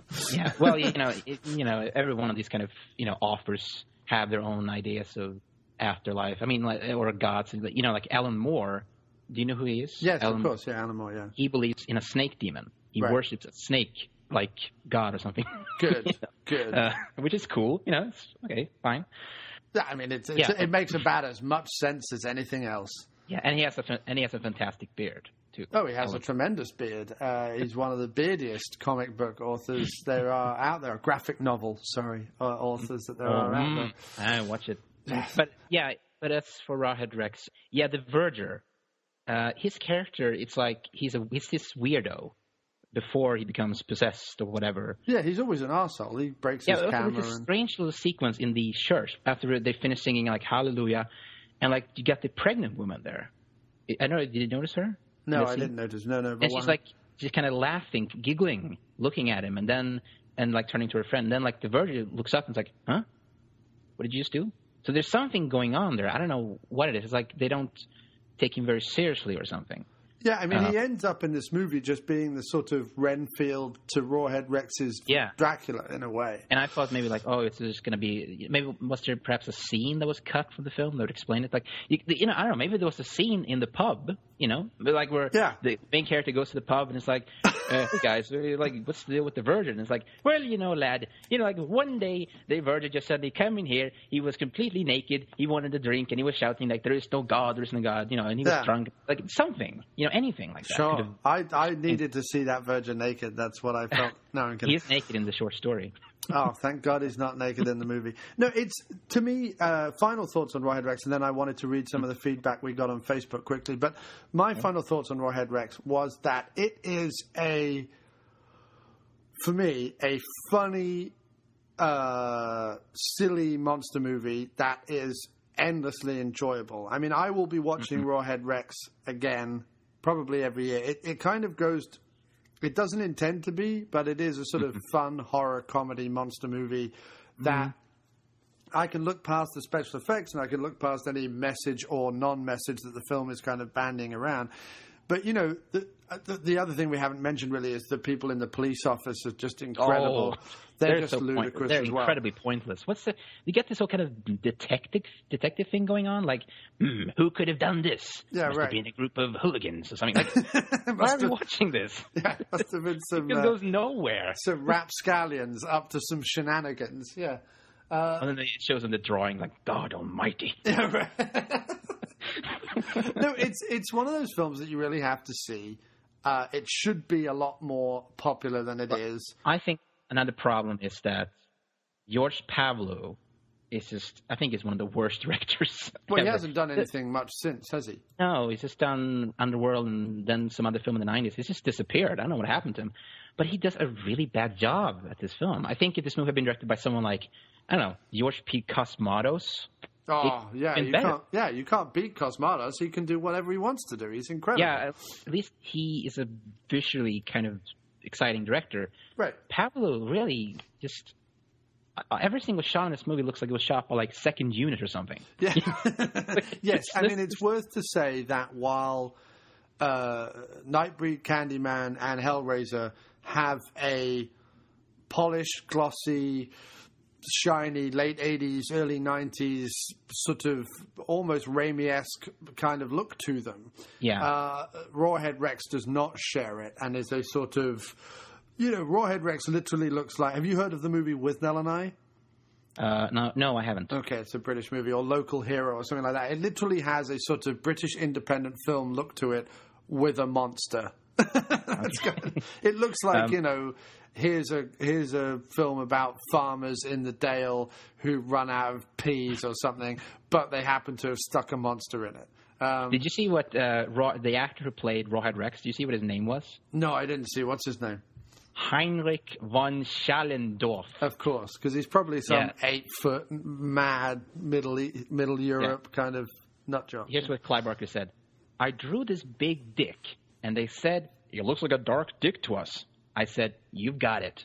They thought more Arnold Schwarzenegger, and I knew I was in trouble. They got this German ski instructor who was 6'3" and with bigger pectorals than Linda Evans. His tits overshadow his navel.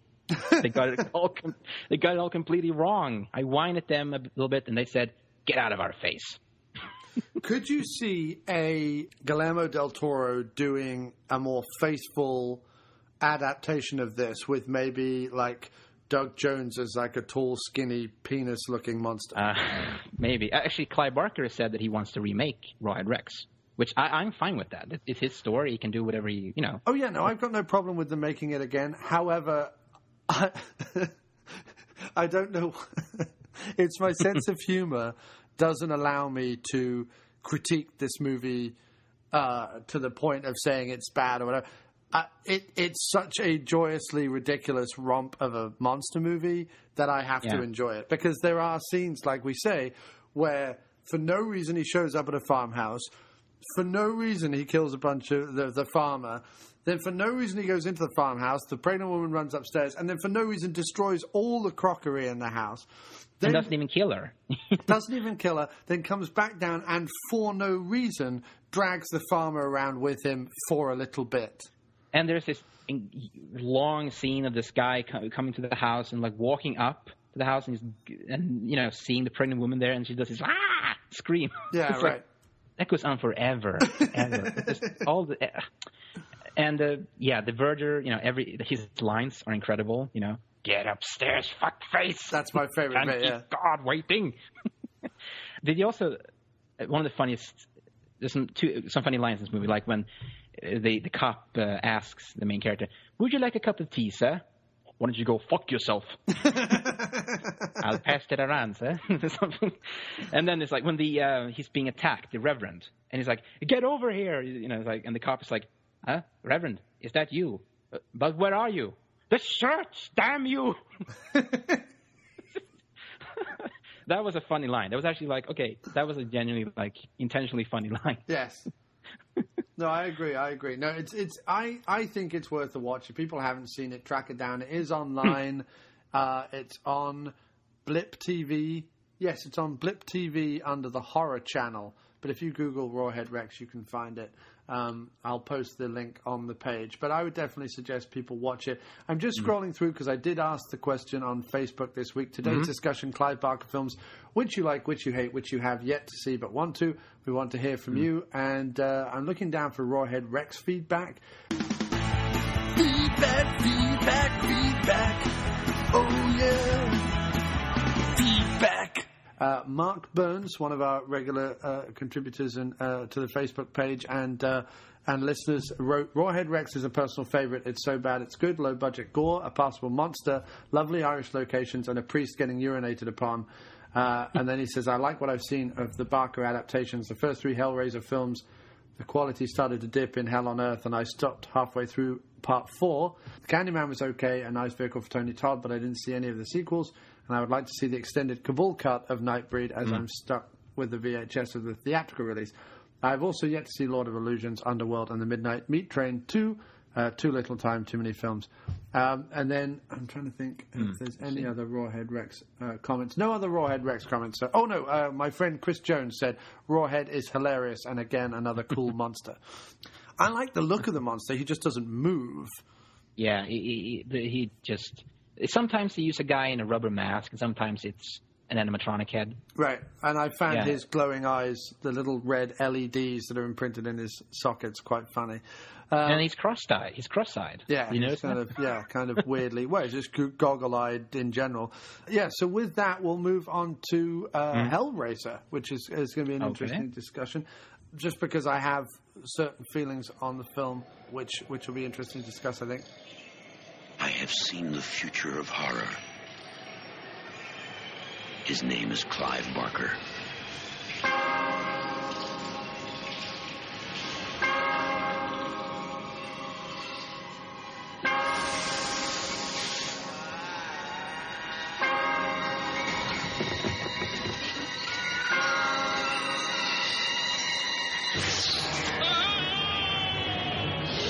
Hellraiser.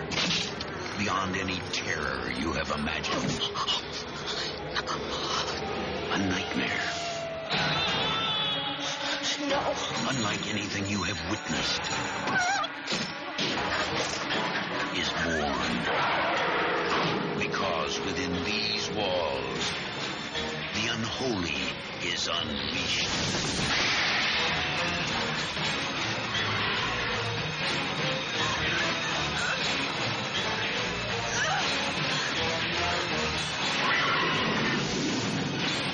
Hellraiser, a film by Clive Barker. We'll tear tear your soul apart.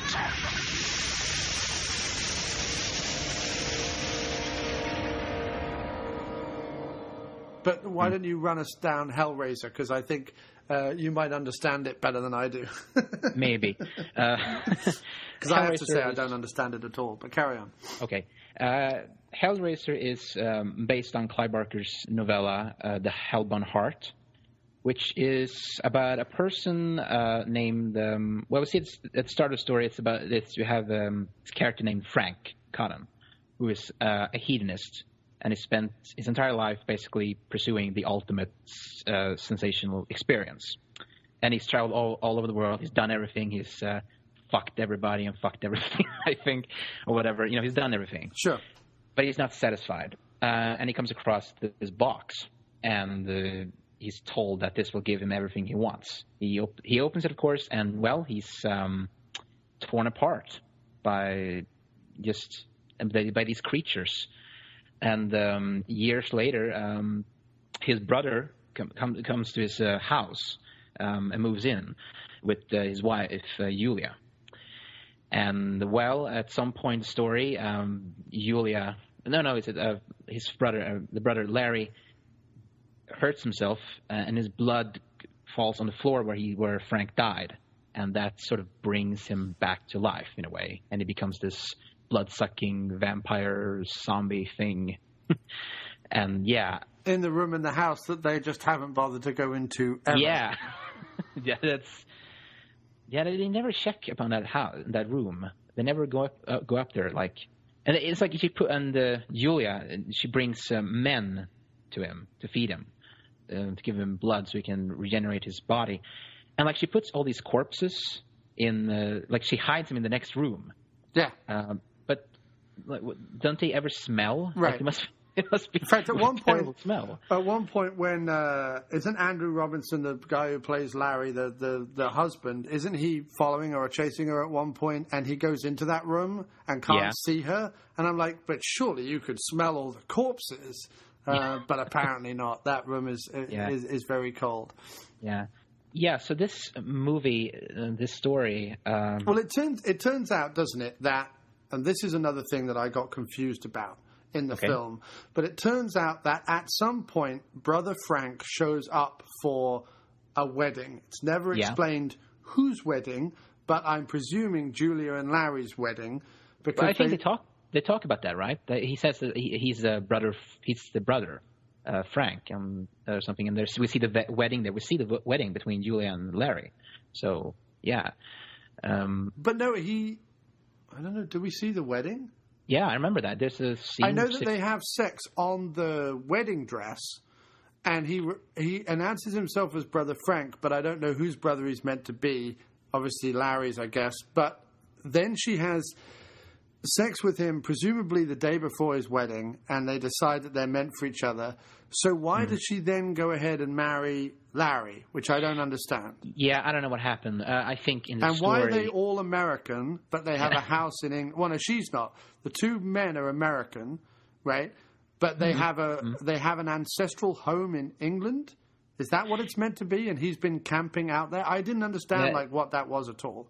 Yeah, that is. I think in the short story, everyone are British. I think they're all British in the short story. And actually, you know, in the film, the character, the guy who plays the brother Frank, he's actually a British actor. They just dubbed him over. That is even more confusing. So I don't know. I mean, maybe Larry has a British brother or something, like a relative was. I don't know. Because. Maybe.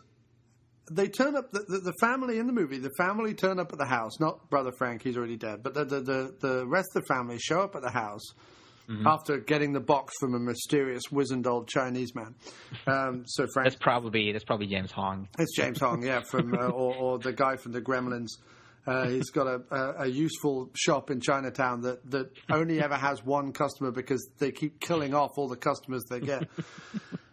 But Brother Frank dies, we see at the beginning with the Cenobites and being torn apart and whatever. And then the family move into this house. But the daughter is already studying in England. I don't know. I guess so. Yeah, something. But yeah. Because the daughter's already studying in England. But then when they show up in the house, they suddenly have all these friends or relatives who show up for a dinner party. Didn't quite understand that. He mentioned something about a business. Yes. Larry mentioned something about a business thing, like, we're celebrating something. Something, yeah, I don't know what it was. Yeah, there was no explanation. See, my main problem with Hellraiser, I think the main... And I think also, aren't they all, like, Americans? They're not British. Some of them are American, some of them are British, I think. But, and the daughter's definitely... Is the daughter definitely American? Because, yeah, she's American. But the boyfriend she's dating, Mr. Cheeseball... Mr. Rainbow Shirt. He's meant to be English, because she's meant to be dating him, like, at a university in England... And he's saying all this stuff. I forget the dialogue in the film, but he's saying this stuff like, "Oh, I'll show you around," or something like that. He's saying something that indicates that he's English, but he's talking it with a big American accent. Like, I kept listening to it. I was like, "Is my ears fucked? I don't quite know what's going on here." And then, so that was confusing the hell out of me. But I thought, okay, fine. I think my problem with it is it's a great it's a great film. If things were explained. I don't know. And I understand there are like 9 Hellraisers or whatever there are, so maybe I should watch more to like fill out the story. But let's presume that Hellraiser was made as a single movie that I meant to understand just as a single movie. They didn't commission 5 films. They commissioned 1 film. I don't know who these characters are in the beginning. I don't know where it's meant to be set. I don't know who the Cenobites are or what their purpose is or where, other than to be weird-looking and demonic. I don't understand fully what Brother Frank's deal is. I don't understand why, if she's having an affair with Brother Frank, why she then goes ahead and marries Larry. And I don't fully buy why she would then be like, oh, okay, I'll believe that this little blob of mucus is Brother Frank and that I should start bringing men round to kill. She just becomes a killer, seemingly with very little remorse, and then starts feeding Brother Frank these bodies, who then kind of reforms slowly and goes from being a blob to a slight skeleton to like a skeleton with muscle and tissue and stuff to being like finally a fully formed person that they then have to get rid of. And you know, all the time we're meant to believe he's being chased by these Cenobites, but they don't do anything until, like, the daughter gets into hospital. Yeah, well, that's a lot of questions. Do you know what I mean, though? Like, I enjoyed the movie for the special effects and for the horror elements and all that, but understanding the film, no. The thing, the Cenobites, they explain that they're not angels, or, well, depends on, you know, we're either angels or demons depending on the person, you know, and they are like explorers of the further regions of experience. There's some sort of creatures that exist in some other dimension who just, their purpose seems to be, well, I just explained it. But you didn't really, that wasn't enough for you. Yeah, that doesn't, I mean, I don't, so, I mean, that doesn't, I understand what you mean. Like, there is another place, and there are these weird-looking things, and they torture you, and that's either pleasurable or not for you. Is that it? Mm-hmm. Yeah, I think so. I think I need more than that. But, I mean, just as I guess I do. I don't know why, but I guess I do. Both this and Nightbreed, for me, feel like, and Nightbreed's got the excuse that obviously there is a longer cut of the film, but both Nightbreed and Hellraiser, which are very similar, they're both directed by Clive Barker, they're both written by Clive Barker, they're both about another world filled with these odd-looking humanoid creatures. Nightbreed, while I understand in the book, is a much more sort of fantasy-based, expanded world with lots of history and whatever that's all explained. I feel to some extent like Hellraiser needs just a little more of that explanation as to kind of what's going on. Hellraiser to me, and I don't know if there's a longer cut or a different cut, but Hellraiser to me felt like big chunk important exposition scenes were cut. And you know, I understand studio interference in movies and blah, blah, blah, blah. But it also felt, because Clive Barker directed both this and Nightbreed, Yeah. I felt like the issue was he knows these things so well because he's written them. And he's written them in book form and screenplay form, and he's making the movie and blah, blah, blah, blah, blah. He has it all in his head, and he understands it perfectly. I'm just not sure he is that skilled at translating that to an untrained, unknowing audience. I went in there completely clean to sit down and go, okay, what's going on? And by the end of it, although I'd had a fun horror ride and there's lots of great effects and, you know, the acting's fun and, you know, it's about these dark recesses of people's minds and passions and, you know, sadomasochism and all this other stuff. It's about all this awesome stuff. It felt like, oh, it's great you understand what's going on, Clive, but I'm sorry you haven't explained it to me at all.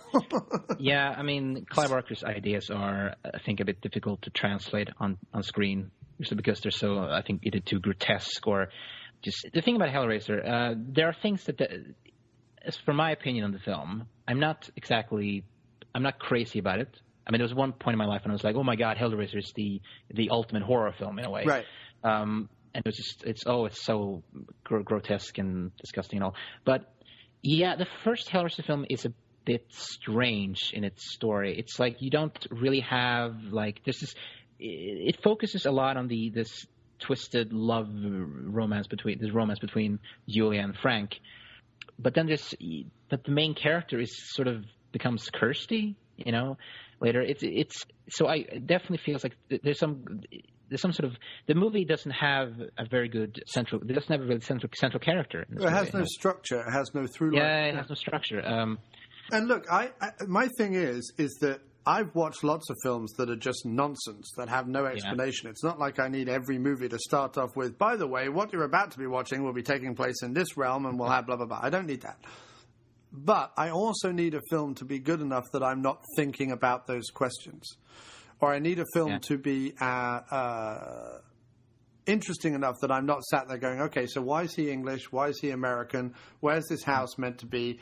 What's she doing? Why are they in the walls of the hospital? What does that mean? Why is he, you know? There are a lot of horror films that, you know, have these kind of unexplainable things about them, you know. It's like, but I'm not asking the questions in those films because I kind of just go with it. Whereas I'm just saying that this is just kind of typical, these low-budget horror films. They have those kind of flaws, you know. Sure. No, of course. And look, he is a first-time director with Hellraiser. Mm-hmm. Yeah, so a lot of first-time work has that thing where, because like I said, he knows it all, so he thinks he's communicating to an audience because he knows it. It's not always the case. Yeah, and also, I don't know. I mean, this Hellraiser was pretty well received when it came out. I mean, it's still something that people talk about, and I guess people just taken back by the visuals and the creatures and the imagination, which certainly is. This is certainly a very unique film. When it came out, no one had ever seen this kind of thing before, and no one really I agree with. Yeah, and no one really thinks like Clive Barker. You know, Clive Barker thinks about these things that no sane person would actually think about. You know, who would really think about having a skinless guy walk around in a room? Like, you know, it's just those kind of things just are kind of appealing to a horror. Sure. No, I liked it, and I would hate if they sort of tried to redo that now with sort of CGI and stuff. I thought that the effects were fantastic, and I thought that once it got into her luring men back to kill them and put them so that he could eat them and stuff, all that made sense to me, and that was great and wonderful.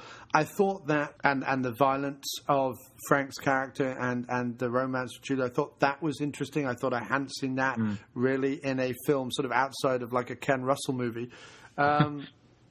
You know, can you imagine if Ken Russell directed this? Oh yeah, of course, it would be insane. But or Nightbreed. Yeah, right. Or Rawhead Rex. It would have been fantastic. It just would have had a lot of like prog rock music and people, I don't know, wandering around in nuns' habits with their tits hanging out and killing people. Yeah, but that's the thing about Clive Barker. He's a very romantic writer. Like all his stories are kind of about characters who are driven by their passions for one another. Right. And that is with Hellraiser, that is really with Nightbreed as well. You know, you have the two main characters. Everything happens really because of their love for one another. And really, I think also Candyman as well. Candyman himself is really not about out for revenge, like let's say Freddy Krueger or something, is because he loves this blonde chick. How could you not? It's Virginia Madsen in her prime. Of course, yeah. Right. Yeah. But yeah, and that's what I think is kind of interesting about Clive Barker. He's not someone who works so much on logic. His films don't really have that much kind of logic to them. They're more, I mean, all of the characters are driven by their passions, whatever it's love or for destruction, you know. Yeah. And I think that's interesting. No, definitely. And I got that more, I think, from Hellraiser, weirdly, than I did from Nightbreed. But like I say, Nightbreed is a question mark over it because it's not the final cut. Also, in the Clive Barker stories, usually actually the humans are the monsters, really. Not just Nightbreed, but also you look at Hellraiser, like really Frank is worse than the Cenobites in a way. He's actually, you know, the Cenobites are kind of neutral beings, whereas, you know, Frank is just this sexual beast, destructive sexual beast, you know, who just does everything. And for Julia as well. Julia's pretty terrible too. Right. I mean, she's an unfaithful wife before she even marries the dude. She goes ahead and marries him anyway. I mean, again, I am presuming this because the beginning of the movie, I didn't know everyone's relationship to everyone. And I didn't know if it was who was getting married. I don't remember a scene of them getting married. I remember the love scene where they have the love scene on top of the wedding dress. And I remember him turning up at the door and saying, "I'm Brother Frank." And wondering what that meant. But then, you know, apart from that, I then didn't fully understand why the character's motivations, because if Frank was alive, if Julia was alive, and they had this great, passionate, violent connection, why didn't they go, fuck this stiff-collared wedding, let's fuck that, let's go off around the world and do whatever we want. I think the short story explains it a little bit more. I think that... I think in the short story, it's like he fucks her and that's it. He just kind of leaves her. He doesn't really care that much about her, frankly. She cares about him, but he doesn't care about her. And she stays with Larry because of, I think, financial reasons. I think it could have been, if there was more of an indication of Larry and Julia's relationship prior to Frank, if they were more... If there was more emphasis on his stability providing what she needed as a character, rather than her just, in the beginning of the movie, she's just a bitch to her husband. And a bitch to Kirsty as well. Right, and you've kind of seen that. She's like, well, again, she's the stepmother to Kirsty, right? Yeah. She's not the mother to Kirsty. So then there's this other element to it where I was like, okay, so what, the first wife died... But maybe like Frank is the first wife's brother, or maybe it's like there was this. She's a step parent so she's like a wicked stepmother, and a bad wife. And I was like, okay, but then why were you ever? I was able to relax and just watch the movie. I don't want people to get the impression that I watched the movie and absolutely hated it, because I did not. I liked the movie, but sure. I mean, it is not. The characters aren't terribly deep. You know, I mean, it's certainly. It's. I don't know if it was because of things were end up on a kind of room floor. I don't know. There usually are scenes that just are deleted from a film. You know, I think a second watch, I'm going to be able to enjoy it more as a sort of surreal, dark. Fantastical kind of thing. Clive really goes for more for the visuals and not the words, I think. The way he kind of focuses on the actress who plays Julia, he tries to get some sort of he gets this sort of performance out of her, and she clearly is this kind of sexually depressed character, you know. It doesn't help that she's not particularly attractive, the actress. So no, she gets this kind of weird hairstyle too that doesn't really help. She actually looks better in Hellraiser 2. She got a bit better hairstyle in that movie. Right. So she comes back then, I take it. Yes. Okay. There was a problem with the title. The film was written, it's supposed to be called The Hellbound Heart, not novella. But then the studio said, no, this sounds too much like a romance. And then Barker suggested, and this is a fantastic title, Sadomasochist from Beyond the Grave. It's just an amazing title. But that was rejected because it was too sexually sounding. And then Barker was telling everybody on the crew, hey guys, do you have a good title in mind? And then there was this 60-year-old female crew member who said, here's a title. What a woman will do for a good fuck. That describes Hellraiser pretty well. It's just about a woman who wants to have a good fuck. Right. Yes, completely. Yeah. I have to question some of the sort of strange rules in Hellraiser, like how Frank escapes hell, you know? Right. So he escapes hell because his brother, because of some blood. I mean, we're talking like another dimension here. So he just sort of managed to travel all the way from another dimension by some blood, and that is a bit strange to me. Right. You know, I don't. And then the Cenobites are like, nobody escapes us. Well, yeah. I mean, as long as one of your relatives occasionally bleeds, which one presumes they will at some point, then you can escape you pretty easily. I mean, every time a female relative has a time of the month, you could jump out of the toilet or whatever. Yeah. So that was a bit strange. Also, there's no real explanation as to, okay, so he's rebuilding himself by drinking the blood of other guys. But so what escaped from hell? Is that his soul that escaped, and his soul is just this little pucy mass of bubbling flesh and blood that needs to then be built upon? Or I don't understand it. Yeah. Also, when his skin has started to well, it's the scene where he's explaining to Julia, you know, when he's smoking and all that, and you know, and she's like, "What happened to you?" And then he just pulls out the box, and I'm watching wait a minute, where did he get the box from? Yeah, I don't know. He just pulled it out of his ass. Because if you looked at the intro of the film, Pinhead used the box to go back to their dimension. Right. And everything just disappears. So are we supposed to believe that the box is there in the room? And who's the hobo? Is he meant to be the devil? I didn't understand that at all. Yeah, that's a character that never comes up again in any of the sequels. You don't know. Okay, I guess he's supposed to be some sort of demon. The hobo, who is a character I don't think is in novella. I don't know. There's some character that's I think, the hobo. But anyway, I think the hobo is supposed to be some sort of, because he's sort of hanging around in the background a lot and just kind of he's observing Kirsty, and then he just takes then he takes the box. He flies away with the box at the end. He turns into a skeletal dragon. Yes. He's supposed to be some sort of because then at the end of the film we're sort of back to where we started. You know, we got this guy sitting there and he's like, "What's your pleasure, sir?" You know.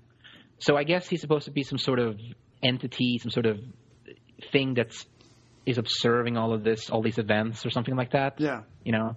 So, yeah, there's something going on in the background there's more going on than what's being seen on screen, you know? Yeah. I think, or something.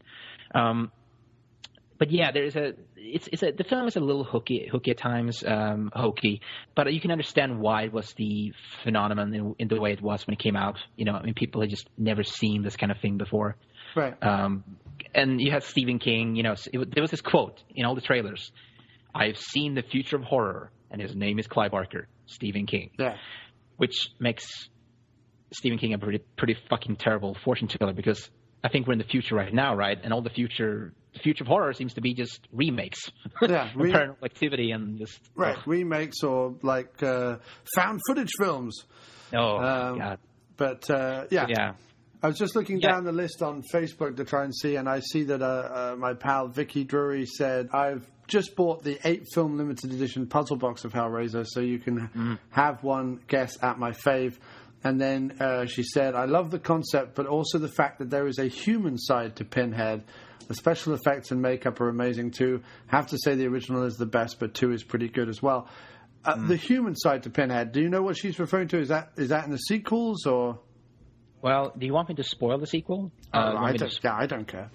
Okay, well, the sequel, we learned that the Cenobites are actually humans who have been transformed by... There were also people who used the box, and once they were teleported to hell, they were turned into these Cenobites. Well, that makes more sense. Yeah, and it's like we learned that the devil, or whatever it's supposed to be, this entity called Leviathan is basically behind the whole thing, and it wants souls and all that. So yeah, the sequel explains who the Cenobites are. Oh, well, perfect. I should have watched that as well then. Yeah, and in the sequel, they actually go to hell. They actually go to this, so it's pretty epic in a way. It's a pretty big film. I mean, have you read the book, Hellbound Heart?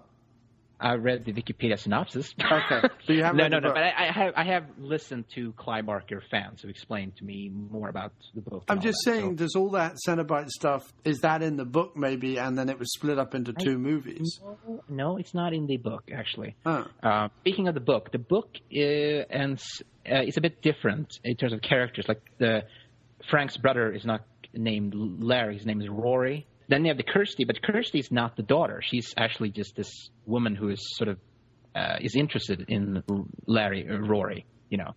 So they changed the character of Kirsty from this friend to this daughter. And I actually say I like the actress who plays Kirsty, Ashley Lawrence. What do you think about her? She was okay. I mean, she's pretty hot, first of all. It's pretty sexy, I think. But she's pretty strong. Yeah, she's the final girl of the film, if you're going to look traditional. I think she does a pretty good job at it. She's all right. I mean, she reminds me a lot of...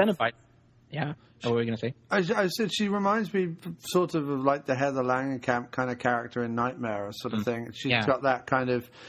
If you're a last girl in a horror movie, you've got to be, a little bit feisty somewhere along the line. Yeah, and she just meets this Cenobite for the first time. She's like, go to hell. Right. Tells them to go to hell. And the Cenobites are great. I mean, they're fantastic creatures. Their dialogue is also... I can't complain about the effects in any of these films. They're all fun. I did think the kind of the penis-looking creature she comes across in the hallway in that... Oh, yeah, that's the one scary bit in the movie, yeah. Yeah, that doesn't really work for me. That looks like a big rubber... thing that I think I can almost see the guy pulling the monster in the back. You can see the dude behind him, in shadow, cranking away on a... No. It doesn't look too convincing to me. No. Also, the ending of the book, she gets away. They just leave her alone in the book. They don't try to kill her. Right. So, that's something that's strange because they make this deal with her, that, okay, we get Frank and we'll leave you alone. Right. They do that, but then they suddenly... they decide to kill her. Right. I don't know what that is all about. Well, it's a movie. The house is collapsed. It's a movie. I guess you've got to have a big climax. Yeah, and the house is suddenly collapsing, and it's like yellow lights everywhere. It gets very strange in the end. It's like, what just happened? Was this like a reshoot or something? Did he go back and change the ending or something? Yeah, I guess so, yeah. And also, the guy who plays Larry, that's a good actor, too. Andrew Robinson, who plays Scorpio in Dirty Harry, and he's in Cobra too. Yes, he is. Yeah, he's fantastic. In fact, Cobra has so many of the actors from Dirty Harry, it's almost obscene. And he becomes great when the brother Frank takes his skin, and he has to play the serial killer, and he's great at that. The guy Andrew Robinson, he's great at playing a psycho killer. Yeah, he's tremendous in the film. I mean, he's the best thing in the film. And he actually ad-libbed the line. When he's torn apart, Jesus wept. That was his line. He came up with that. Yeah. That was pretty wicked. That's very cool. Yeah, but that's a bit far-fetched, him putting on the skin, and it's like he has the same voice as his brother. Yeah, Larry. And his daughter doesn't notice the fact that the back of his neck and behind his ears is all bloody and horrible, and, the fact that her dad clearly looks like he's been through the mincing machine and just come out the other side. It doesn't... Yeah, I mean, none of that smacks of realism, but I don't think we're meant to. And the boyfriend character is completely pointless. That just felt really shoehorned in. Yeah, I don't even know what they were doing there. We need to have a little romance, but it's like his character does nothing in the film. He's just completely pointless. And his hair and his clothes are just no. He's pointless. But Hellraiser, I like it just fine. It's definitely worth a watch. It certainly is. And for the sequels, watch 2. Watch 2. I will do if it explains everything, and then I'll go back and watch 1 and enjoy it a lot more. There's some fantastic stuff in 2. I think you can watch Hellraiser 1 and 2. Sure, check out 3 and 4 if you want to. 5, 6, 7, and 8 are all direct-to-video crap. Have you seen Jacob's Ladder? Yes. They're all Jacob's Ladder. They're all the same. They're just rip-offs of that film. Oh, okay. They're just not worth watching, really. Well, I've got one more email chain that I'd like to read out for my buddy Chris Jones, and then let's move on to Nightbreed. Like I say, just to finish up on Hellraiser, I really liked the film. I liked the style of the film. I liked the way it was shot, the way it looked, the way it was acted mostly. I liked the practical effects very much. but it suffers from all the things we've talked about the plotting and the explanation and so on and so forth. But there's a lot of great, what I would say about Barker in all his stuff is there's a lot of great ideas, there's a lot of invention, there's a lot of creativity, there's a lot of exploration of stuff that other people don't want to talk about, like, sex and violence and dimensions and things. So I like the stuff. I can't get super excited about it because, like I say, it confuses me at a certain level. But that's my final thought on it. Yeah. Do you know something that also confuses me at a certain level? It's the playing of my good friend and often guest here at the diner, Dr. Nicholas Console. That old Ivory's tinkler has been at it again, and he's gone ahead and done his own interpretation of the Hellraiser theme, as if John Carpenter had had a hand in it. Well, let's have a quick listen of what he's done before we go on to hear what Jonesy has to say all about Clive Barker. So here it is, Dr. Nicholas Console with his interpretation of what it would be like if John Carpenter interpreted the Hellraiser theme. Take it away, Doc.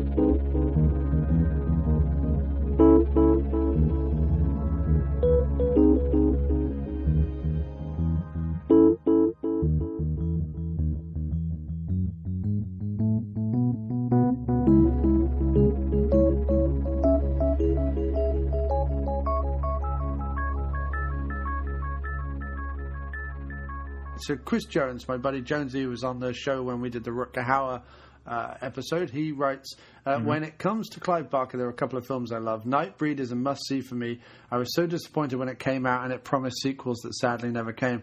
I don't know if you're aware, but there is a director's cut with loads added to the film, which I would love to see. The creatures and makeup were nice and original, and it's criminal how many people don't know about the film. The first 4 Hellraisers are great, with the first in particular being a terrifying watch when I was 9, and I saw Uncle Frank began to reassemble under the floorboards. Superb effects, and number 4, Bloodlines, doesn't get enough praise as a film that was a good way of actually ending it all. Although I enjoyed it, I always thought Candyman was a little bit overrated, but still cool.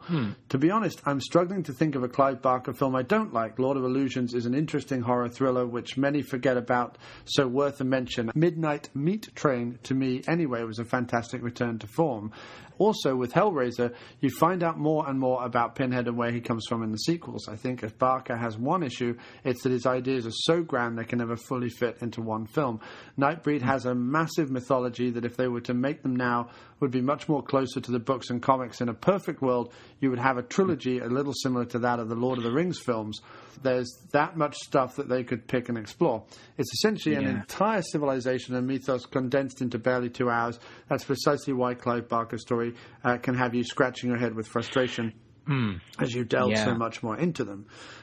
Sadly, because they are seen as just horror films, they never get much of a chance to explore, with the exception of Hellraiser. It's the genre themselves. Studios like them to be semi-short and sweet so they can get more showings in at the cinema, and worry about them being R18 rated so they can't get as much cash back, which is true as a constant thing that people have been battling with horror movies as long as I can see. Yeah, it's very true. And then he finishes up by saying, seriously though, if you look at the amount these films make during their theatrical runs, it pales in comparison to other types of films out there due to the age restriction and genre. So the studios get by this by making them roughly an hour 30 minutes and limiting the budgets. That said, if you look at the combined amount of money horror films generate in a year, it's staggering.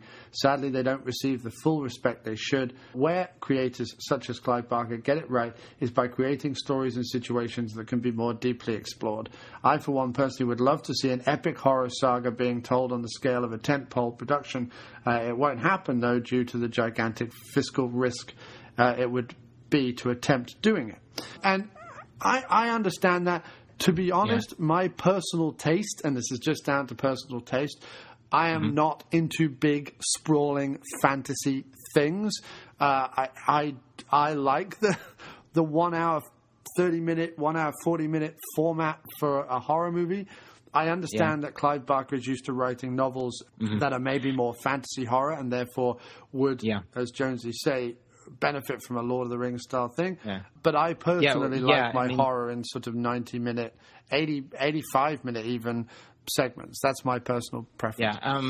Clive Barker, I saw this thing they once did with Clive Barker and John Carpenter and a bunch of other people called the Horror Cafe, where they all asked, what are you most afraid of? And someone asked Clive Barker what he was most afraid of, and he said that he was afraid of banality. He was afraid of, just not letting, the imagination go wild and be free and all that. So, his stories are very fantastical. It's very difficult to translate his stories on the screen. And it's difficult to convince a studio that let's make this film, because they have their own, idea of what a horror film should be. So it's tough when you're an author and you have this kind of wicked, strange and unusual imagination and ideas and all that, Yeah, and he's too dark to go the route that Stephen King went and did miniseries. You can't do like Nightbreed, the TV series, unless it was going to be on HBO or Showtime or whatever, because you would need to do so much violence and so much makeup effects, and so everything would look eerie and weird and surreal, and same with Hellraiser. It would be funny you should say that, because Morgan Creek is actually working on a Nightbreed TV show. They are. That would be terrific. I mean, they have to go with the right thing. But so Nightbreed. Yes, let's move on to Nightbreed. Yes. Or Danny Zuko goes to hell. Sorry. Who's buried in Midian? Ain't nothing but dead folk. Somewhere, hidden from sight, closer than you might think, is a place that's not on any map. Midian. Something's breathing there. It looks a lot like hell, but they call it home. There goes the neighborhood. They're not pretty. They're not neighborly. You'll come back now, you hear? They're not even human. But this time, they're the good guys. From the imagination of Clive Barker comes Nightbreed. You can't go down there! They have only one enemy. A beast called man, sworn to destroy the Nightbreed. Sounds like we're going head-to-head with the devil himself. And only one chance. A man. Called Moon. It's time to fight! Go get 'em, boys! I'll kill you! What chance have we got? There are so many. Out of your deepest fears and your darkest fantasies, Clive Barker brings you a startling new breed of adventure. I won't let you down. Nightbreed. At last, the night has a hero. Outstanding. Anyway, explain to us Nightbreed, sir, because I couldn't hope to do it. Okay, so Nightbreed is based on the novella Cabal, which Clive Barker wrote in '88, and that one is it was Clive Barker's sort of story about. Clive Barker said he's always loved monsters. He's always loved the creatures and all that, and he wanted to tell a story where instead of the monsters being the bad guys, how about them being the good guys? And Clive Barker said that I think we all have this fascination with monsters, with Dracula, with vampires, for example, that we want to be this otherworldly creatures. We want these powers, So he wanted to make a story where the creatures are sort of the characters we're supposed to sympathize with and understand and care about, and make the humans instead the monsters, make them the bad guys. And in a way, the whole story is just one giant gay metaphor, Right. The Nightbreeds are the gay people, basically, the suppressed society, hiding from humanity because they're different. And this was Clive Barker's way of basically coming out of the closet, because people didn't really know he was gay until he sort of said, like, in the 90s, like, look, everybody, I'm gay. And Clive Barker had decided, actually, when he wrote the novella, that he was going to turn it into a film. He actually, as he was writing it, apparently, was like, you know what, this could make a really good film. So after Hellraiser, which was it made him pretty successful, everybody was talking about Clive Barker all of a sudden.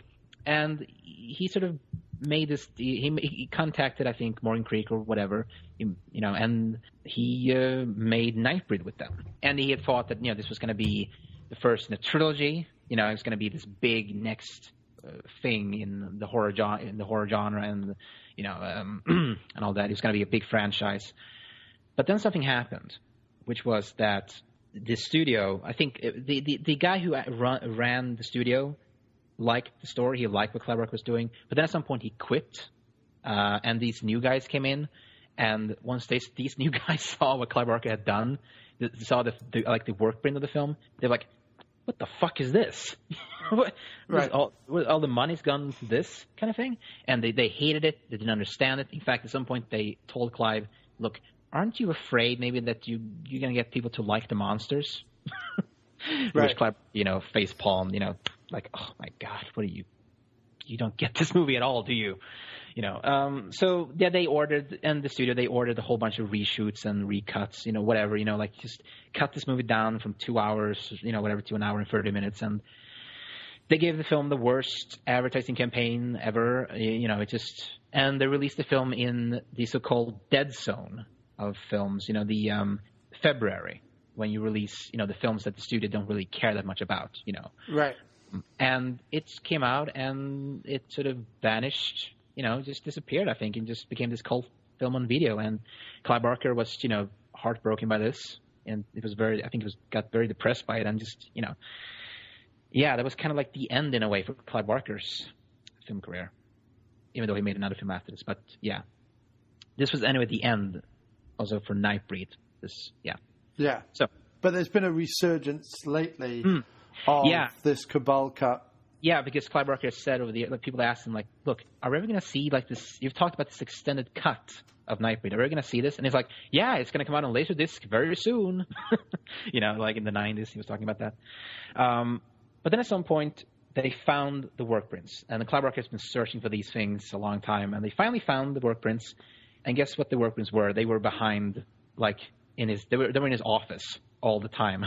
Right. They found a bunch of tapes that had Nightbreed on them, and there was this over 3 hours of footage.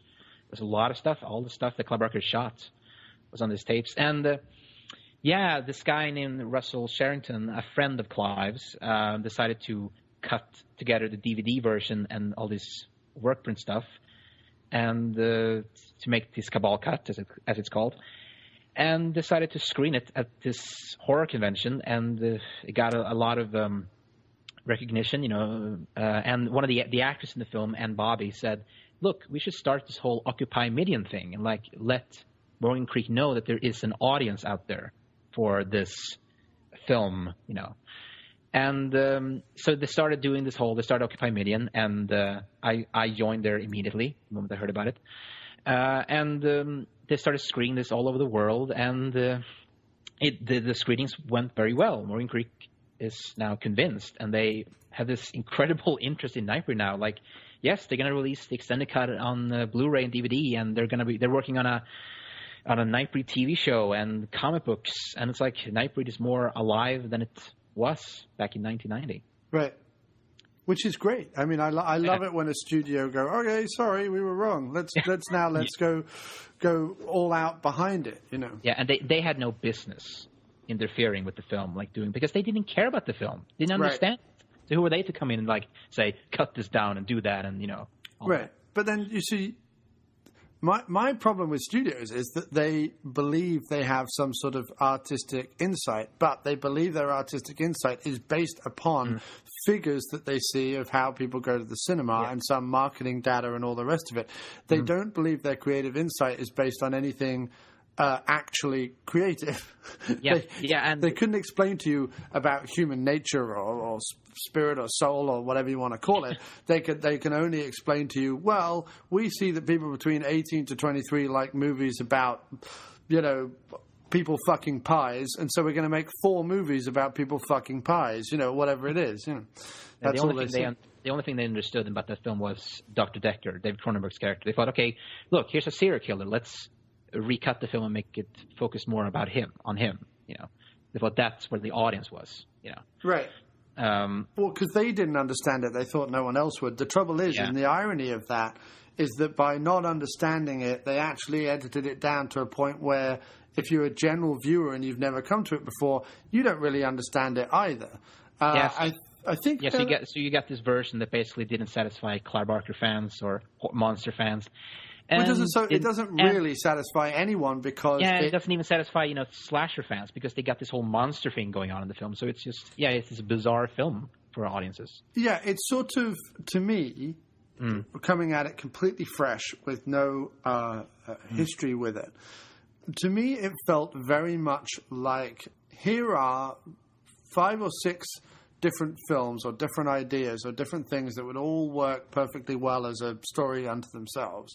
And here it is all slammed together and sadly edited in such a way that you kind of go, because at a certain point it becomes, at a certain point, like Army of Darkness just becomes the siege on the castle, and especially the director's cut.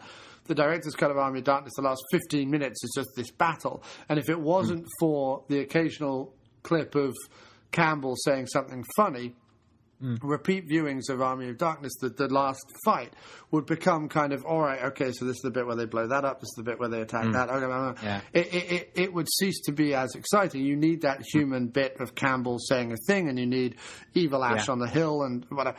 The same with Nightbreed. At a certain point, it becomes this, police, Dr. Decker versus this Midian world, and just blowing stuff up for like 15 minutes in a bit where you're like, well, hang on a second, I haven't even been given a chance to give a shit about any of these people. The original Clive Barker's finished film, it was over 3 hours long, but that was not his intended cut. I mean, that was not going to be his final cut. I think actually his final cut was like 2 hours and 20 minutes. But then, of course, and the original editor of the film, Richard Marden, he refused to do what the studio said, and he quit. So they brought in this guy, Mark Goldblatt, who is a very good editor. I mean, he's done things like Terminator and Rambo and a lot of other kind of different horror films. He's done a lot of action films. He's an Oscar winner editor. But the problem here with the film is that he got the job, and he did the best he could, editing this whole thing down to an hour and 30 minutes. But the problem is that the way it's edited is that it's edited like a really bad action movie. It's edited like an Albert Pune movie or something. It's got this weird, choppy editing. It's just... And Clive Barker's talked about this, the fact that they took his scenes. He shot these elegant, long, like, tracking shots, like all these very long scenes. And he said, like, they just butchered it. They just chopped it up. They just completely destroyed, like, every scene in the film in a way, I think. Right. So... A lot of the original, a lot of the acting, I think, also was lost in the editing. A lot of the actors, their moments. I was a bit surprised that, according to the IMDb, that Rutger Hauer or Christopher Lambert were both considered for the lead role. That was strange. I don't quite. I mean, I can see Rutger Hauer back in the 70s. Yeah, he's too old at this point. Yeah, and Christopher Lambert, come on. I'm not sure Craig Sheffer was the way to go. Craig Sheffer he's much better in the Cabal cut. His performance is much more fleshed out. Have you seen the Cabal cut? Oh, yeah. Well, the thing is, they started screening this all over the world, and when I saw they were going to screen it in Germany, I said, well, here's an opportunity. I can go to Germany and see this. It's just around the corner, Germany.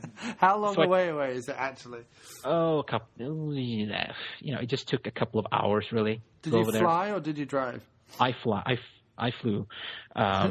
fly. On the I wing. am the flying man. Sorry. I took the flying unicorn all the way to Germany. Nice. Anyway, I went all the way to Germany, to this little strange town. It was just terrible. It was just raining all the time. It was just, ugh. And the taxi guy, the cab guy just didn't understand me. I was saying, like, I want to go over here. Like, what would you say? Yeah, I love how throughout this long conversation we've had, we're finding your little pockets of dislike of like all the other European nations you have a problem with. I like it. Fuck Europe. Bunch of fucking... Anyway. I hope you like the English, though, sir. Anyway, I went to... Oh, you didn't say anything. Okay, fair enough. Okay. It was at this horror convention. Right. Weekend of Horrors, where all these... it was a very cool place. You got all these actors, like Ken Foree was there, Kane Hodder, and the guy who played the creature in the Black Lagoon was there. Wow. Yeah. I don't know. There must have been several people who played the creature, right? But I just kind of walked by him. I was like, who's this old guy? And like looking up at the sign, and like, holy shit, it's the guy from Creature in the Black Lagoon. I just walked by him like it was like, whatever. That's insane. Yeah. But then there was the Nightbreed panel there, and I walked out there. I was a bit, I don't know who I was going to talk to. Pinhead is not there right now. The other guy is like occupied. I got a lot of people there. The guy who rips his face off in the film was there, Hugh Ross.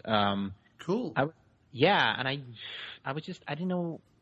I wanted to go up there, but he just looked a bit like he wasn't used to this. He just looked a bit like I wasn't sure if he was, the right person to talk to. He was new to this, kind of thing.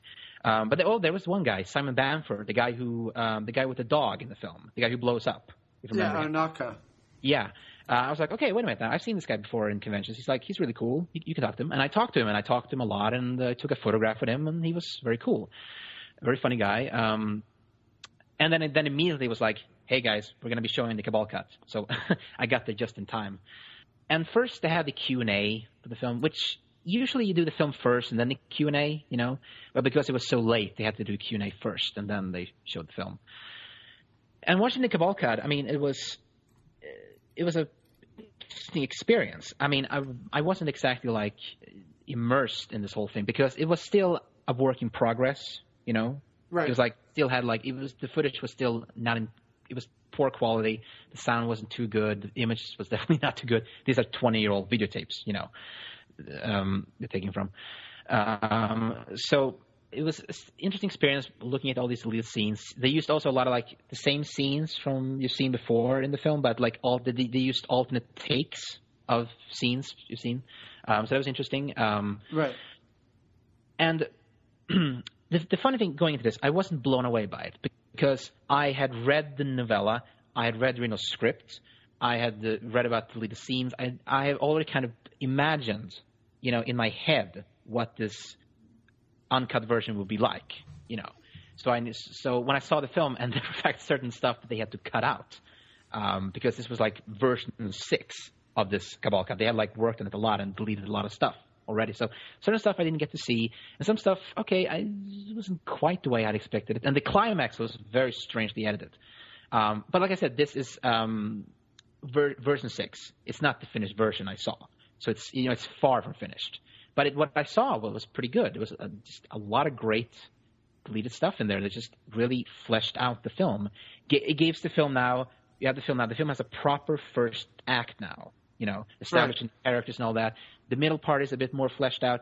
The ending is so much better. It's so much better ending. Just much better ending. The ending that you've seen, which ends with Median blows up, and then they're saying goodbye to the guy who ripped his face off, Narcissus is his name.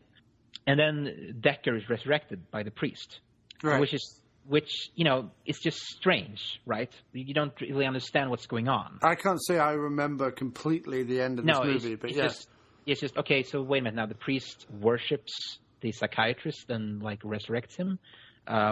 Okay. And, like, they're saying goodbye to the narcissist guy for some reason. Like, it doesn't make any sense. But now they have used the original ending now, where it ends with Boone and Laurie. They're at the top. Boone tells Laurie that, look, I'm Cabal now. I'm this figure. I have to. It's like Moses. You know, he's like he has to lead the Jews. You know, right? It's like I have to lead the Night Priests to their new home. I have this responsibility. And we can't be together. You're human, and I'm not, and all that. And she's like, "What the fuck are you talking about? Like, you've been through hell. You're gonna leave me? Like, you look, Laurie. Just go back to your home. Wait for me." And she's like, "But how long do I have to wait? Like 100 years? You know, till I'm old and you're still young and all that." And she's like, "Look, goodbye, Laurie. We can't be together." But then, of course, what she does is she takes Decker's knife, which she pulled out of his back near the end of the film there, out of Boone's back, and stabs herself with it. It's like, I love you, Boone. I love you, Aaron. And so he decides to bite her, of course. And at first you think, oh no, she's not gonna, come back to life. But then of course she does. And they're, they embrace each other at the end of the film. She's a Nightbreed now, just like him. We're back to Midian again, and you see the priest character who's been transformed, Right. And the police chief it goes back to the cemetery as well, and he sees the priest and it's like, and the priest has been transformed, and the priest is talking about things like that he wants revenge on the Nightbreeds. He can smell the Nightbreed now. He knows where they are. He's going to go after them. And the police chief is like this whimpering coward now. He's like, look, take me with you. Take me with you. I want to be where you are. But the priest character just takes him up by his throat and kills him. And it's like, oh, shit, the priest character is now the bad guy, Right. And he's got power and all that. And I think then it cuts back to the Night Priests again, and the Night Priests are saying something about what's going to happen next and all of that and so forth. And it's just a much better ending, Yeah. Just a much more. It's the ending that the film should have had. It's the because they're finally together again. Finally together. It's beautiful. It's exactly the way it should end. Yeah, it seems odd that the studio wouldn't want a happy ending. I mean, they even tried to crowbar one onto Brazil. So. Yeah, it's strange. I mean, looking at the Cabal cut, it's like they could have left in at least like another 10 more minutes. They didn't have to cut out that much. Right. Like, it's just, it's a bit weird watching the theatrical cut for me now because I'm looking at the film and it's like, look, there should be scenes, It's like that with me. I grew up in the UK watching the European cut of Army of Darkness, which is slightly longer than the American theatrical by about, I think, 8 or 9 minutes, and then I've seen since the bootleg director's cut. It was released as the bootleg, but it was released officially, and obviously that's got an extra whatever it is, 20 minutes on it. And when I went, because I've been trying to watch all of these films from my youth on like the big screen since I came to New York, and there's more sort of art house theatrical, like midnight screening type places. I went and saw the 3 Evil Deads in the theater back to back, more or less, and they played Army of Darkness as a midnight screening, and I'm watching it, and I'm loving it, of course. But then by the end of it, I'm like, you know what? From the theatrical cut of this movie in America, rather than the European video cut, the theatrical cut, you can tell why it wasn't popular, because the theatrical cut in America is shockingly bad compared with what is out there and available. You know what I mean? Yeah, you can see why this movie wasn't so good. I saw the director's cut of Army of Darkness first, actually. Yes. So when I saw the theatrical cut, I was like, what is this bizarre ending with him? Like, it just doesn't feel real. It just, when I watched it, you can tell it's a reshoot ending with Bruce Campbell in the shop, and right. It's a terribly filmed ending, but I think it was done under protest. There's also one thing that bugs me about it. There is a repeated shot when he is he's got one of those like shotgun repeaters. I mean, it's stupid anyway because he fires like 48 bullets out of a single barrel gun. But there's one bit where he is on the trolley firing, and it goes in up close, and then later he jumps down and he's just on the floor, but they re-show the close-up of him firing that was from the trolley, and it just completely looks horrible. But yeah. Yeah, and I think actually what you could do this, I think someone has done it maybe, but like do this kind of ultimate cut. Like you could have the theatrical ending because people love it. Because you have the famous line, hail to the, what does it say? Hail to the king, baby? Yes. Yeah, which is a great line. It's the comedy ending. It's the... Yeah, but what you can do is like, okay, he goes back to sleep. And then it's sort of is telling the story like, yeah, he's back in the shop. But then after he kisses the girl, he could wake up again, and we get to the director's cut ending. And it's like, oh, it was a dream. He had this fantastic dream, like. I really like. That I actually really, really, really like. Yeah, that would be because it also it looks so fantastical and it's so. But that would be even more of a down ending than it is anyway. You see, the funny thing is that in a studio, this says a lot about studio mentality. In a studio mentality, him waking up 100 years too late is a down ending, but. Him waking up and there still being deadites killing people in supermarkets, that's a happy ending. That's fine. That doesn't make any sense to me. There are still deadites in the theatrical ending. It doesn't make any sense. That is Hollywood sensibilities, It's just right. Yeah, and it's strange with Nightbreed. It's like, so they didn't go with the happy ending. They went with the ending where the guy you want to see die, the audience want to see die, Dr. Decker, is resurrected at the end of the film. It's I think they were clearly Cronenberg fans. I think they. Yeah, and when you watch the film, to be fair, his performance more than anything sticks out, and you like. I know he's a, Hannibal Lecter type, but I want to see more of him, just like you do with Hannibal Lecter. Yeah, and sure. I mean, it would be cool to see him, the character, again in a sequel. I mean, sure, like this kind of resurrected. Now he is the thing he hates the most, But it just isn't explained very well. If there was a scene between the priest and the psychiatrist, they could maybe explain why he suddenly worships him or something, Yeah. Yeah, but anyway, the character of Decker is also much more fleshed out in the Cabal cut. Cool. In the theatrical cut, he's just this kind of evil douchebag who's just sort of hanging around the background. But he has this thing, and it's in the novella as well. He has this relationship with the mask, where the mask is talking to him. And he's talking back to the mask. Right, and it's a great mask as well. It's a really eerie-looking thing. It's the best. I think it's the best horror mask ever. It's better than Michael Myers or Jason. It's fucking creepy. It's this strange, sexually nightmarish-like mask, with a zipper for the mouth. It's like something out of a sexual nightmare. Right. Typical Clive Barker. Sure, of course. But his character, it's just great when he's talking with the mask. Like near the end of the film, Dr. Decker is observing the chaos, and then the mask is like, "Hey, remember, let me out. I want to see blood." It's like, "Let me out. I want to kill." And it's like, "Be quiet." Cronenberg's like, "Be quiet. Someone can hear us." Nice. Yeah, and he's also a bit when they confront each other on the cemetery. When Boone stops Decker from killing Laurie. And he's calling him Decker, and Cronenberg's like, "Don't call me Decker. He's not home right now." Like the mask is this other personality that he has. Right. Yeah. And then when he takes the mask off, he's like, "Don't kill me, Boone. The mask, I have to kill people because the mask is torturing me. It makes me kill, Yeah. And in the book, and this is something that's difficult to translate onto screen. In the book, there's a lot of that going on in Decker's head. When he's confessing to Boone, the mask is like, "You fucking coward." You're going to pay for being such a fucking coward, So you get a lot of that more in the book, which is difficult to translate onto screen, of course. It's this internal conflict in the character's mind. It's not easy. Right. You get enough of that in the film, I think. My feeling towards the film now is that... And I also have to say also before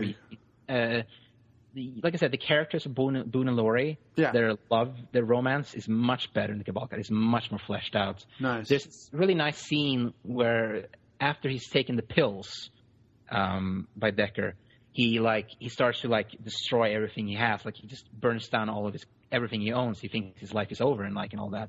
Then he goes to this rock concert where his girlfriend Laurie is singing, and he's singing the song about love and all that. And he's like, there's just this scene where they just Boone is just staring at her, and she looks back, and she's like, "Oh, happy, like here you are," and he thinks like, "Oh my God, my life is over, and I'm never gonna see you again." It's there's really no words really between you, but it's just this beautiful, like these kind of moments. There's so many great little moments really in the Cabal cut that just makes this whole movie so much better. Yeah, I mean, I'm definitely excited to see it. If it comes out on Blu-ray, I will pick it up. Yeah, there's more monsters, of course. You get more monsters, and certain characters lives that dies in the theatrical cut, and certain characters who, survives in the theatrical cut die. The guy who rips his face off, Narcissus, Decker kills him in the Cabal cut. Oh, okay. Yeah, like there's this whole thing where when Decker is about to put his mask on. It's like the mask. He sees Laurie running to the cemetery, and the mask's like, "Look, there she is. He's the only one who knows about us. Kill her now." And so he sees a chase after her, and Narcissus comes out and tries to protect her, and well, he kind of does, but Decker kills him, just decapitates him, right. And then throughout the rest of the film, walks around with his head on his machete. And before he fights Boone, there's that whole fight scene, Yeah. He froze his Narcissus' head to Boone. It's like, "Look, you can die." And so he attacks him. And then that adds tension to the fight because you think, oh shit, Boone can die now. Right. So yeah, they're not completely immortal. So that kind of thing. It's there's more of that, oh shit, someone is really dying and stuff like that. There's more. And there's also really cool. It's a really cool moment. I didn't expect this, where Boone grabs one of the human shotguns and uses it against them. That is really badass in the film. That's really cool. So there's just so much more to the film right now. Yeah, no, I mean, I'm definitely excited about seeing that one. Not that I hated Nightbreed, the cut that exists, but I could certainly tell that there was a lot missing from it, and I could certainly tell that there was more that I wanted to know. Not as confusing as Hellraiser, because mainly because I think that first of all, it was a slightly better made film, and I was able to go with the flow a bit better. Although there were still chunks missing that it sounds like they've put back in the Cabal cut, which is great. But what I was struck by was more Barker, the director, and I was more interested, I guess, being a film fan than a reader necessarily. Although obviously I read. The direction is. I mean, I know a lot of films kind of look this way from the 90s. They've got a certain gloss to them, a certain sheen to them, a certain sort of, I think of this looking like Darkman and looking like other films like that of the era. I was really impressed with it. I loved when he goes into that old guy's place, Decker goes into the old guy's out the back of the gas station, how intricately it was set decorated. Have you seen Texas Chainsaw Massacre 2? Right, yeah. Yeah, it's like the same set almost. Yeah, exactly. But I like that. I like the design of the monsters. I mean, his design of monsters is truly fantastic. I mean, I liken it to, I don't know if you're aware, but Leonardo da Vinci, this might sound highfalutin, but Leonardo da Vinci drew some sort of cartoony grotesques in his life. Well, Clive Barker is a painter. Right. So that his creations would look at least kind of like something out of a painting. It's it's completely understandable. They have this kind of art look. They look like something an artist draw. Yeah, they look fantastic. I like who they are, their personality, things like that. Peliquin is great. The guy who says meat for the beast. Yeah, no, I liked all that. I liked the sets. And of course, set up the plot. I love Cronenberg in it. The chick with the Shuna Sassy, if you know who that is. The one who got all these pins on her. Yeah, she's great. She's one of the strangely sexy, Yeah, I know what you mean, yeah. Yeah, and she's actually on Occupy Median right now. She just recently joined, the actress who plays. Very cool. Yeah, it's whoa, there she is. And there's just a lot of the monsters was cut out from the film. They built 100 monsters, I think. They designed all kinds of different monsters. Were just cut out of the film, which is a crime, I think. All this completely. And they brought in everybody. You just got anybody who was available to here, sit here in the chair and just let me put a bunch of makeup on you and you're a monster, like, you know. So there's a lot of more monsters as well in the Cabal cut, like I said. I'm drawn to the design of the film maybe more than I am necessarily drawn to the story, although I look forward to the story being fleshed out, definitely. Obviously, I mean, I'm not a huge Danny Elfman fan anyway. I'm aware that obviously this comes before Army of Darkness, but it comes before Edward Scissorhands, any of those famous Tim Burton scores, I think. Right, but it is so. It's so like, had I seen this first, it would be different. But it's so clear that he then just went on and repeated this Nightbreed score about 5 other times in 5 other movies that are for whatever reason more popular and more well seen, that it becomes a difficult watch to hear those same motifs. I also thought, just on one point, while other people might enjoy this about Danny Elfman's scores, and I know I've got a friend who's a big fan of music scores and loves it, I found his occasional cartoony feeling score. In other words, it goes from like big orchestral stuff to bing, and then it goes back to like something else, whatever. Especially towards the last third of this movie, that I really felt it undercut the drama and violence and excitement of the movie to its detriment. Like it made... The movie is filmed glossy and goofy and weird enough as it is. Yeah. It doesn't need a glossy, goofy, weird score. It needs a proper horror fantasy score, and it doesn't have that. It has this blinkety blinkety, and it's annoying. I have to say about the score. I think the score. I have the soundtrack actually because I'm a Nightbreed fan. So of course, I have the score. I've listened to it quite a bit. I think it's a mixed bag. I think Clive Barker sort of nails. I think he nails the. I think some of the mysticism, the kind of mystical. Some of the parts of his score were. I think I said this on Facebook.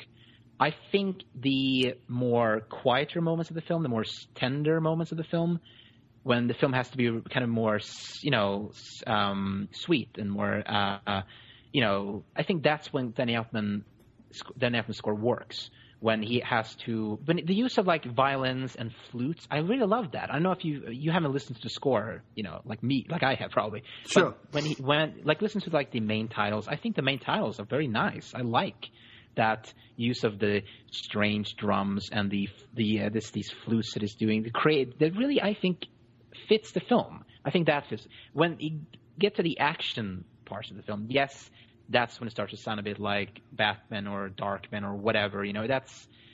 That sounds a bit generic Elfman-ish.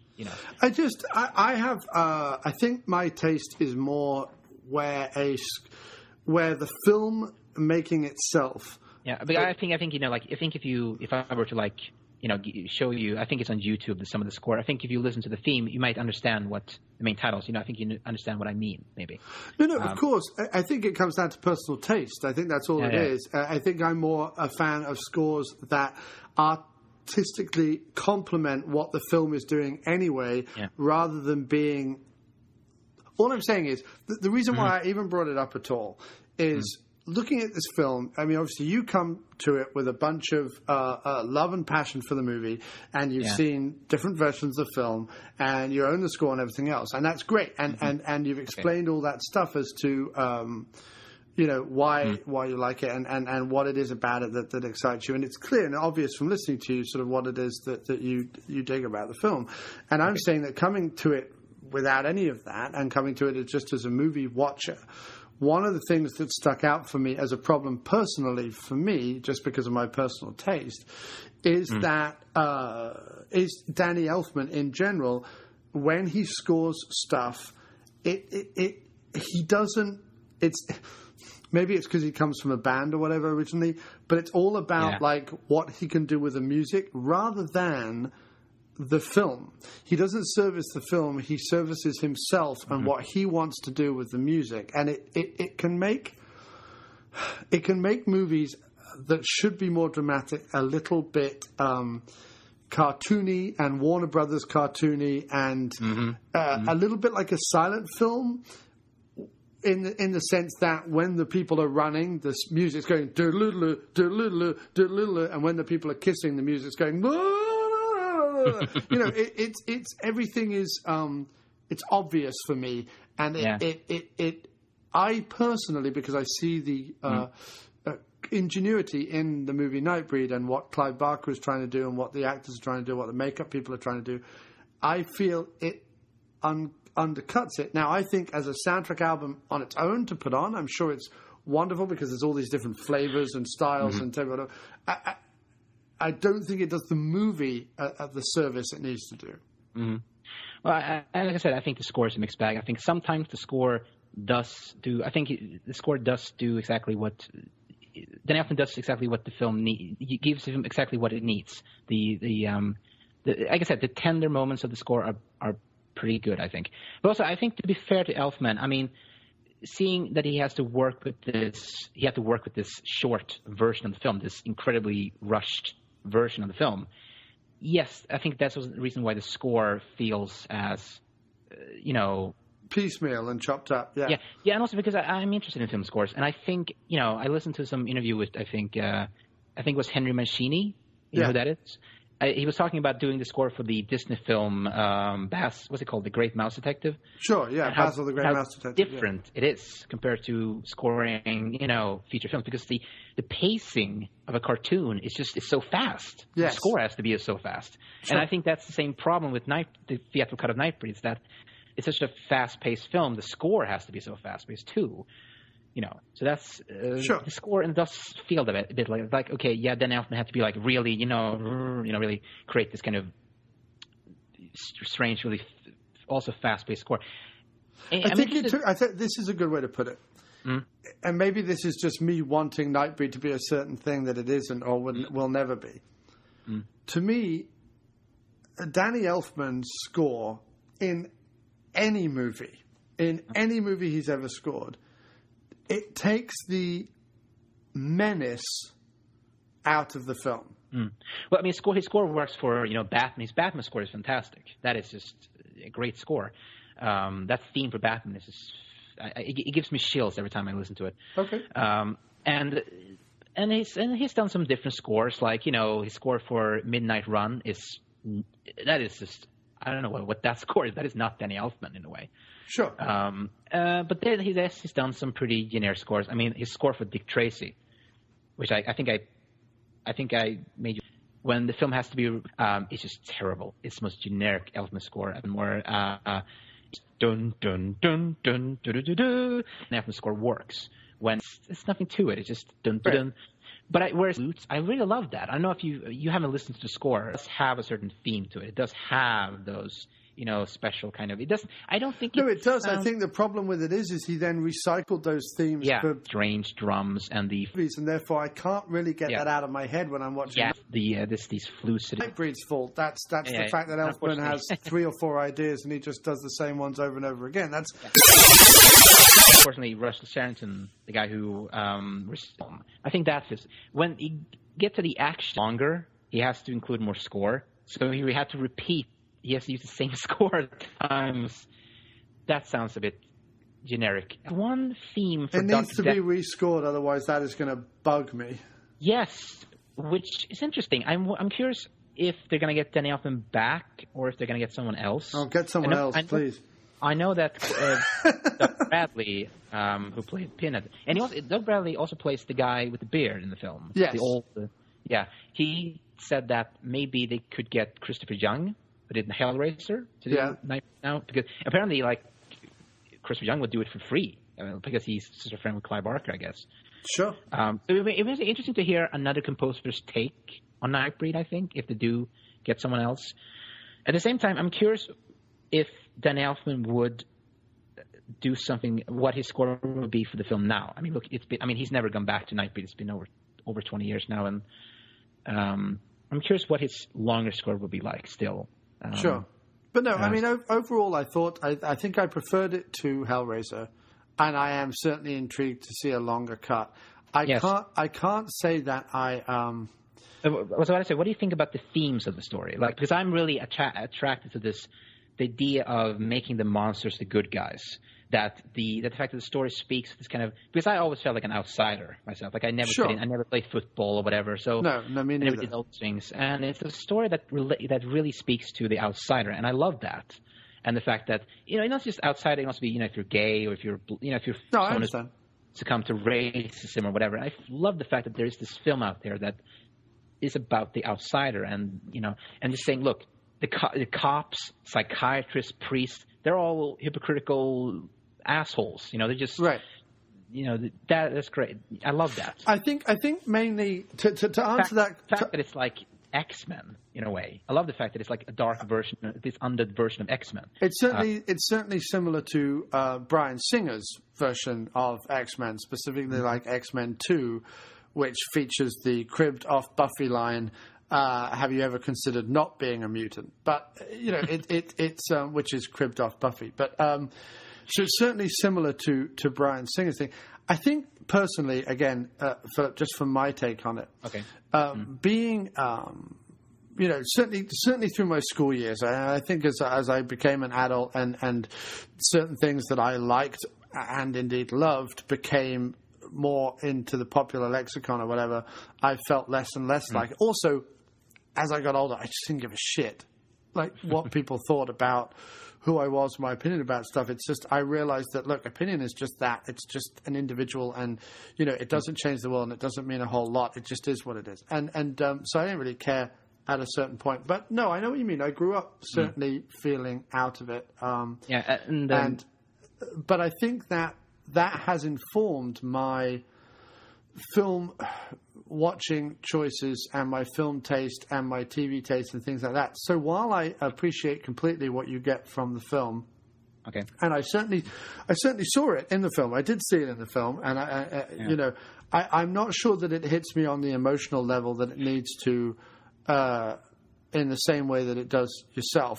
And look, every piece of art you experience, music, film, whatever, it's two things. It's both personal and I guess timing, but also it's personal and it's timing. So, and timing goes into when you saw it, how you saw it, the mood you were in when you saw it, what you were expecting to see. So I suppose you could say personal, timing, and expectation when you see art. And I've found doing the podcast that comes into play all the time. Personal, timing, expectation. And I think that it didn't...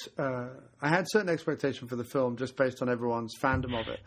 And I don't think it actually was undercut by that. I think actually it delivered as much as it needed to meet that expectation. And I completely understood why people like it as much as they do.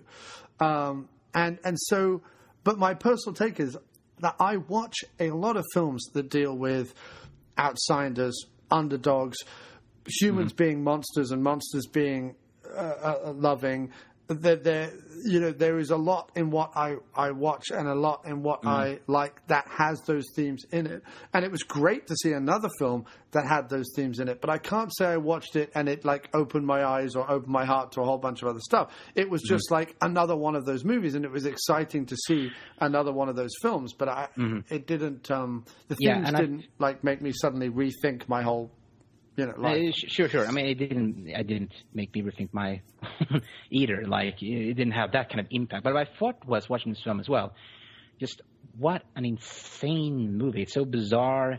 I was really drawn to this guy. Just how there's so many things going on in this film. The fact that you have a serial killer going up against a bunch of monsters. I mean, that is fantastic in itself. That has never been done before or after. Like trying to take these two genres together. I thought that was a lot of fun. I thought it had echoes of sort of a Gestapo officer going up against the Jews kind of thing. It had that kind of feeling. There's a lot of that kind of Holocaust thing going on. There's a kind of Holocaust symbolism there with the character of Dr. Decker. I mean, he was originally a bit more of just a serial killer, just a guy who loves to kill people.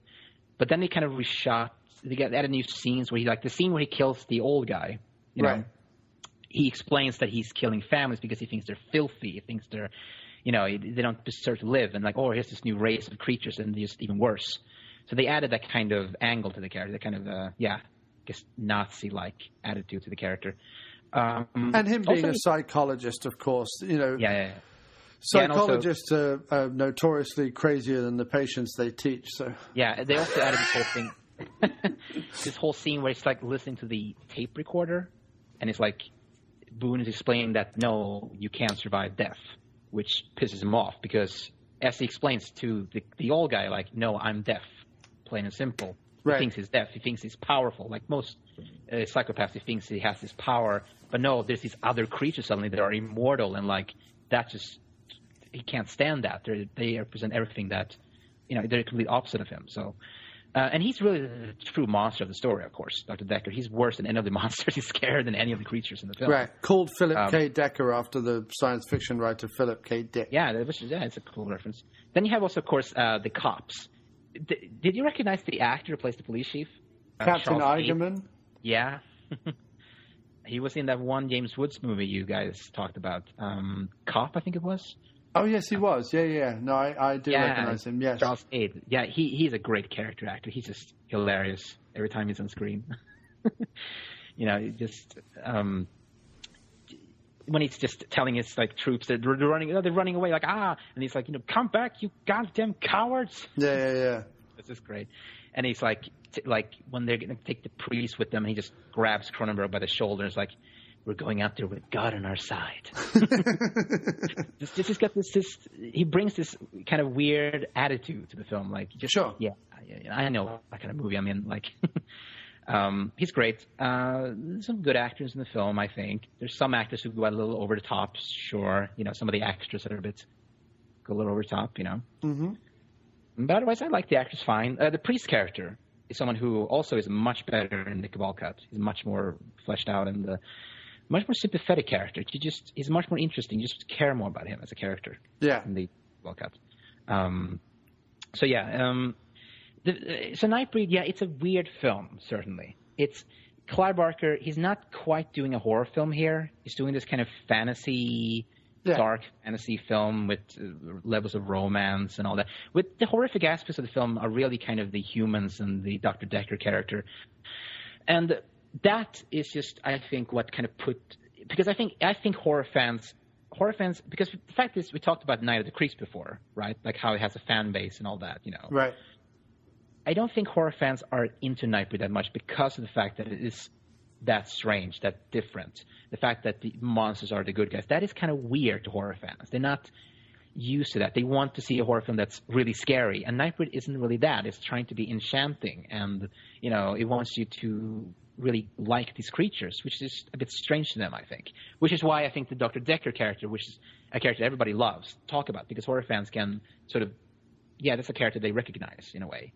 You know, that's no, that's a good observation. I would definitely say that's a good observation. And also, I think because the fact that it didn't have any sequels also hurts the film, because you have this one story that just isn't finished. Really. Sure.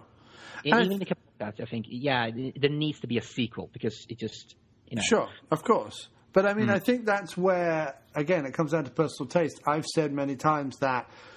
While I completely understand people wanting to see like a Lord of the Ringsy type cut of a 3-film part kind of Nightbreed thing, and how it would lend itself to that, my personal taste is just not that. The most I can say about the film is I appreciated the creativity and I went along with it and enjoyed the ride and all that sort of aspect to it, but I'm not whether my fanboy thing has died or whatever it is. I just can't get excited about it. But you would like to see a sequel, right? Like see sure. The story. Yeah, sure, of course. No. If there was a TV show, I would watch it. If there was a sequel, I would have a look. Yeah, of course. Yeah, I mean, I'd give it another chance. That's really also frustrating because Clive Barker didn't write a sequel to the novel. He really gave up on Nightbreed after the film's failure. That is also really so. I guess Clive Barker is planning a sequel to Cabal, the novel. So. That's good. It's just this kind of weird movie that is deemed a failure, you know, like, you know. Right, but there's plenty of those movies that were deemed failures that still got a international distribution on all formats. And look, Howard the Duck was a massive flop. Still got massive amounts of marketing around the world. But dude, this is Howard the Duck we're talking about. No, I know. But that wasn't. It wasn't like it was a comic book thing that everyone knew about. That was also like a big. I mean, that was a studio that they backed the film. I mean, they thought that was going to be a big hit, right? Right. Whereas Right. Morgan Creek tried to bury Nightbreed. They didn't want anyone to see the film. But that was going to be my point. My point is like Army of Darkness was not a success when it came out in the theatre, but, you know, it spawned multiple versions and multiple things around the world, and they marketed the hell out of it. And, there were posters everywhere, and it was a big release and all the rest of it. And that's why it was more in the consciousness of people. Something like a Nightbreed, the problem with it is not necessarily whether the film was theatrically successful or not. It's the fact that if you don't have someone... a lot of the films that I watch now that maybe I didn't catch when I was younger, I remember going into the video store when I was younger and going, oh, yeah, Sleepaway Camp, or oh, yeah, Slumber Party Massacre, whatever it is. I mean, I'm just picking a couple off the top, but whatever it is, or Garbage Pail Kids, the movie, or Howard the Duck, or whatever it is. I remember the video covers. I remember going, oh, yeah, that was in there. That was in the video store when I was 12, and I remember seeing it. I have looked at all the posters for Nightbreed. You never saw Nightbreed. Never saw it. And I'm saying that mental recognition or that mental, whatever, that helps in the future rediscovering these films. Hellraiser. I used to see Hellraiser a lot in the video stores when I was a kid. And the image alone of the guys with the pin and the title Hellraiser is enough to sell the film. Yeah, it's intriguing enough. Yeah, right. Whereas Nightbreed is kind of like, you look at the poster. When I first come across Nightbreed, which was on IMDb actually, I looked at the poster, it's like, it just looks kind of weird. It's like they just kind of, this monster's just standing there. It's just, you don't know what to make of it. It's kind of weird. Well, it looks, I tell you what it looks like. It looks a bit like the monster version of Breakfast Club or something. Yeah. It's a really bad poster. And in fact, Clive Barker hated the posters for the film. There's a really bad poster for the film that just has 2 eyes on it. And this tagline is like, Laurie thought she knew everything about her boyfriend. Laurie was wrong. And it's like, what kind of poster is that? Yeah, there are millions of creatures in this film. Put them on the fucking poster. That sounds like Laurie came home and found her boyfriend wearing women's underwear and miming Diana Ross in the mirror or something. Yeah, or like, oh no, he's gay or something. Sure, right. It actually sounds true to the film. Well, yes, maybe. But I mean... But I have to say, Clive Barker actually got in contact with this British guy, this artist, and made him design a really cool poster for England, actually. I actually have that poster here, which is a really cool poster. I can show you to it later, Sure. It's the perfect poster for Nightbreed. But anyway, Nightbreed is just a shame. It should have been something really, really cool. It should have been really the horror movie of the 90s, I think. It really should have been. It should certainly be, it should certainly have its place alongside those ones that I've been mentioning, those rain. It should have had sequels, whereas Hellraiser shouldn't really have had any sequels. And it's a shame because instead, you like Scream probably, but I think the big horror movie of the 90s is Scream, a film that was like, hey, look, slasher films of the 80s were kind of stupid. It's like, come on. It should have been something much more bigger. Well, it should at least have, a following like a Darkman or like Army of Darkness or whatever. I mean, because they are the movies, I know they're both Raimi movies, but they're the kind of early 90s, sort of slightly comic booky in style, but, slightly comedy horror, slightly, fantasy horror. That's the thing about Nightbreed also. People have talked about this. Like, it has a very strange tone to it. It's obvious Clive Barker is trying to do something much different here. He's trying to make a kind of comical, also funny, but also he's trying to make a kind of blockbuster film here in a way. He wants to deliver all the explosions and all of that, He thought it was going to be that kind of big roller coaster, film that's going to, but instead, it didn't work out that way. No, I mean, I think that I understand, being a fanboy of so many things, I understand the desire to right the wrong and want to see, I understand someone who watches something like Nightbreed and goes, oh my God, there are all these ideas in it that I connect to. I wish this were better. I wish this was something that I could show people and they would go, oh, wow. Fuck, yes. Well, I have shown Nightbreed to my friends, and they're all just kind of like, whoa, what is this movie? How come I never heard of it before? And someone actually showed it to. The first thing he said was, the moment the film was over, he was like, is there a sequel? It was like, no, sorry, there's no sequel. Right. So there's obviously an interest in Nightbreed, really. I mean, it is a striking film. And nowadays, of course, you kind of make these kind of films today. Like, you look at Twilight, the dark creatures, people love the dark kind of creatures these days. Although I would hate to see it Twilighted, but I know what you mean. I mean, look, Nightbreed is kind of like Twilight, but really cool, but like really good in a way. Yes. It's also, it reminds me a lot of Avatar in a way. It's like it's the same almost kind of story of these. Whereas James Cameron just went out. James Cameron, he went the easy way with making the creatures look as pretty as possible. Make them look like perfect sex cat people. Sure, sexy cat people. Whereas Clive Barker was like, look, here are these creatures. They look pretty fucking ugly, but you know what? Like them. So what? They're different, but that's Right. He didn't try to make them look it's like an updated version of Freaks or something. Yeah, exactly. He talked about Freaks, actually. Like, I wanted to make a kind of old-fashioned a movie that actually, he wanted to make a monster movie, which Clive Barker was really sick of slasher films at the time. Right. So he wanted to okay, look, here's a slasher character going up against the monsters, and the monsters win, Right. Or you look at the deformed character in The Goonies or something, and obviously he comes out as a winner, as someone that we're meant to like and in fact feel sympathy for. Or, E.T., who's like an ugly little snotty looking thing, but is, going to save the day. I mean, that aspect of it. You see, me as an artist, I use artist pretentiously, but me as someone who's like, I'm into cartoons, I'm into art, I'm into surreal stuff, I'm into Terry Gilliam cartoons, I'm into creativity and invention and stuff like that.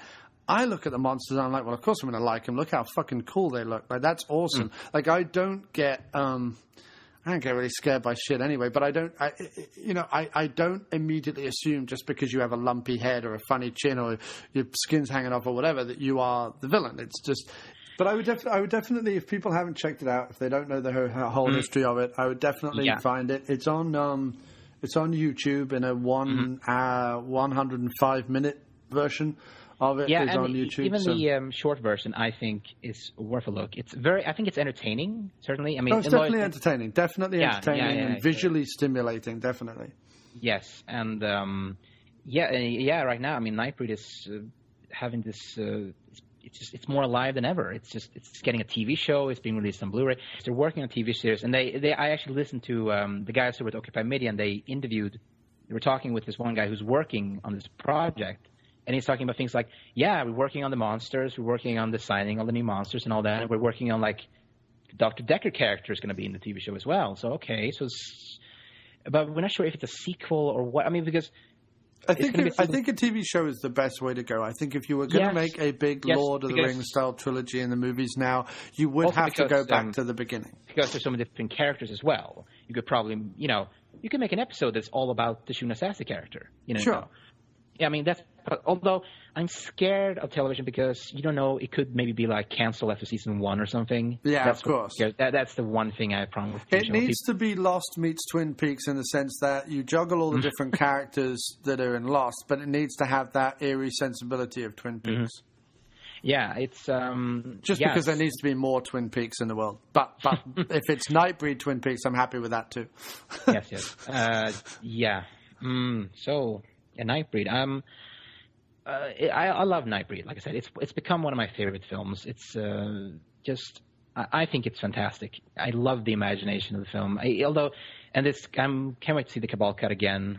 And really see the version that Clive Barker wants us to see.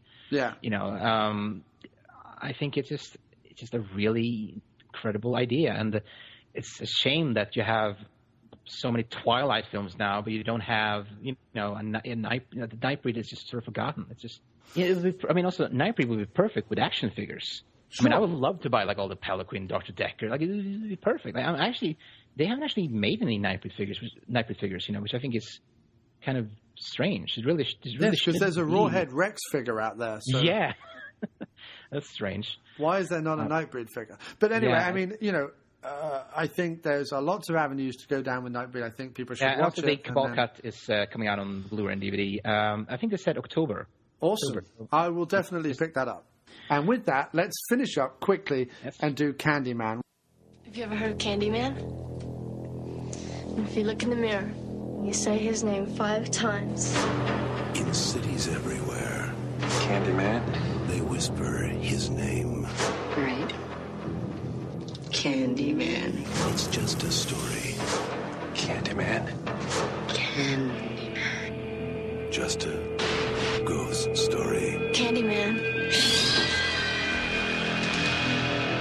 An entire community starts attributing the daily horrors of their lives to a mythical figure. The legend first appeared in 1890. He was attacked, mutilated, and burned to death. Poor Candyman. Helen, a woman died in there. Leave it. Everyone knows he isn't real. That's modern oral folklore. Everyone. Except Helen Lyle. Bernadette. It ain't safe around here. I don't scare too easy. Wanna know about Ruthie Jean? They ain't never gonna catch him. Who? Candyman. Who is that? I came for you. Do I know you? Now she is about to discover. Helen? Get out! Get out! What's behind the mystery? I'm sick. What's behind the legend? Listen, he's under the bed! And most terrifying of all, Come with me. what's behind the mirror? He's here.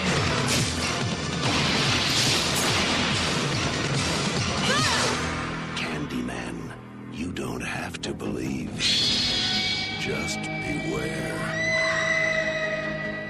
John, could you explain Candyman to me? Yes, okay. Yes, because I know that a lot of people, you're either mad Hellraiser Nightbreed fans or you like Candyman like me. I think my thing with Candyman, and it's the same thing with my thing with the original Halloween, is that it was one of those movies I watched at an impressionable age that actually genuinely freaked me out. When we talked about Cronenberg films, we talked about the mood that they leave you with, that kind of unnerving kind of mood. And there's something that Nolan did with the Dark Knight, where he has that soundtrack, the one-string discordant soundtrack that leaves a mood whenever the Joker's about to appear. And there's something about Candyman that, for me, has a mood that, like, transcends whatever's going on in the film. It has this eerie, creepy, almost like sickening and unnerving kind of quality to me. I don't know whether it's because it takes place in a city and therefore it was a more recognizable backdrop to me than sort of the middle of nowhere in the woods or, whatever it was. But it had a certain, you want to, and not only that, but it takes place a lot in the daylight. And I think that's important. Yeah. Daylight is very... The use of day and night is very important in horror films. You know? If it's like daytime, because it's something I love about Halloween, for example, is the fact that it's just him stalking the girls. It's just out in the day, and it's just creepy. Yeah, you know for a fact that in Candyman especially, you're not safe at any time. There's this feeling in horror movies where, like you're saying, in the daylight, oh, it's fine. Oh, the bad things can't come out until the nighttime. So all we've got to do is survive the night, In Candyman, the idea is that this guy can come out at anywhere. There's also this idea of, in the movie that is creepy to me, of no one believing her and no one backing her up and no one following her. And that bothers me. She's surrounded by a bunch of men who are just like, yeah, whatever, you're fucking crazy. That kind of thing, the fact that she's framed for these murders and all that stuff. That kind of thing, I don't know, that kind of annoys me in films a bit when they do that. Like, come on. I think it works in Candyman. I think it's genuinely it's genuinely bothersome, and I put myself in her position. It would be one thing. Look, it would be one thing if the guy she was with. It just becomes a bit too routine for me. Okay, here's the part, but okay, they think she killed her friend. Okay. Well, except that they have her strapped down to a gurney and almost committed, and her Candyman shows up and kills the psychologist in front of him. One of the most kind of again, when I was a kid, I was a lot more squeamish. So the arterial spray and the fact that his guts start coming out when he sat in the chair was horrific to me at the time. I found that death in the psychiatrist's office horrific. But also the idea that she is... It's not like... It's not done in the wrong person has been committed or the wrong person has been accused type way. For me, it's done in a more psychologically scary... Nothing she says is believed by anyone. Even the guy that she is with ends up being afraid of her. And maybe, look, maybe it was the first movie I saw that goes down that road. And I understand that it becomes a cliche at a certain point in other movies. For me, though, in Candyman, it works. And it works to add to the nightmare that she is living through. It's a literal nightmare. She's conjured up this literal nightmare. And it's in her waking hours as well as when she's sleeping. And it's not a goofy, supernatural Freddy Krueger type person. It's this big fucking guy with a bloody, stumpy hook type thing that is grotesque, and he's going to get you no matter what. And I think that I love that about the movie. I mean, I can't. You know, there's utterly goofy bits about the movie too as well. My friend of mine, Ben Stoddart, and I, we used to watch this at university and howl with laughter when that long-haired, goggly-eyed British guy explains the history of Candyman. I'm going to put it on the show because it's one of the most ludicrous backstories ever, especially when he says his father made some money out of manufacturing a machine for the mass production of shoes. I'm like, where do you get this stuff from? Mass production of shoes? The legend first appeared in 1890. Candyman was the son of a slave. His father had amassed a considerable fortune from designing a device for the mass producing of shoes after the Civil War. Candyman had been sent to all the best schools and had grown up in polite society.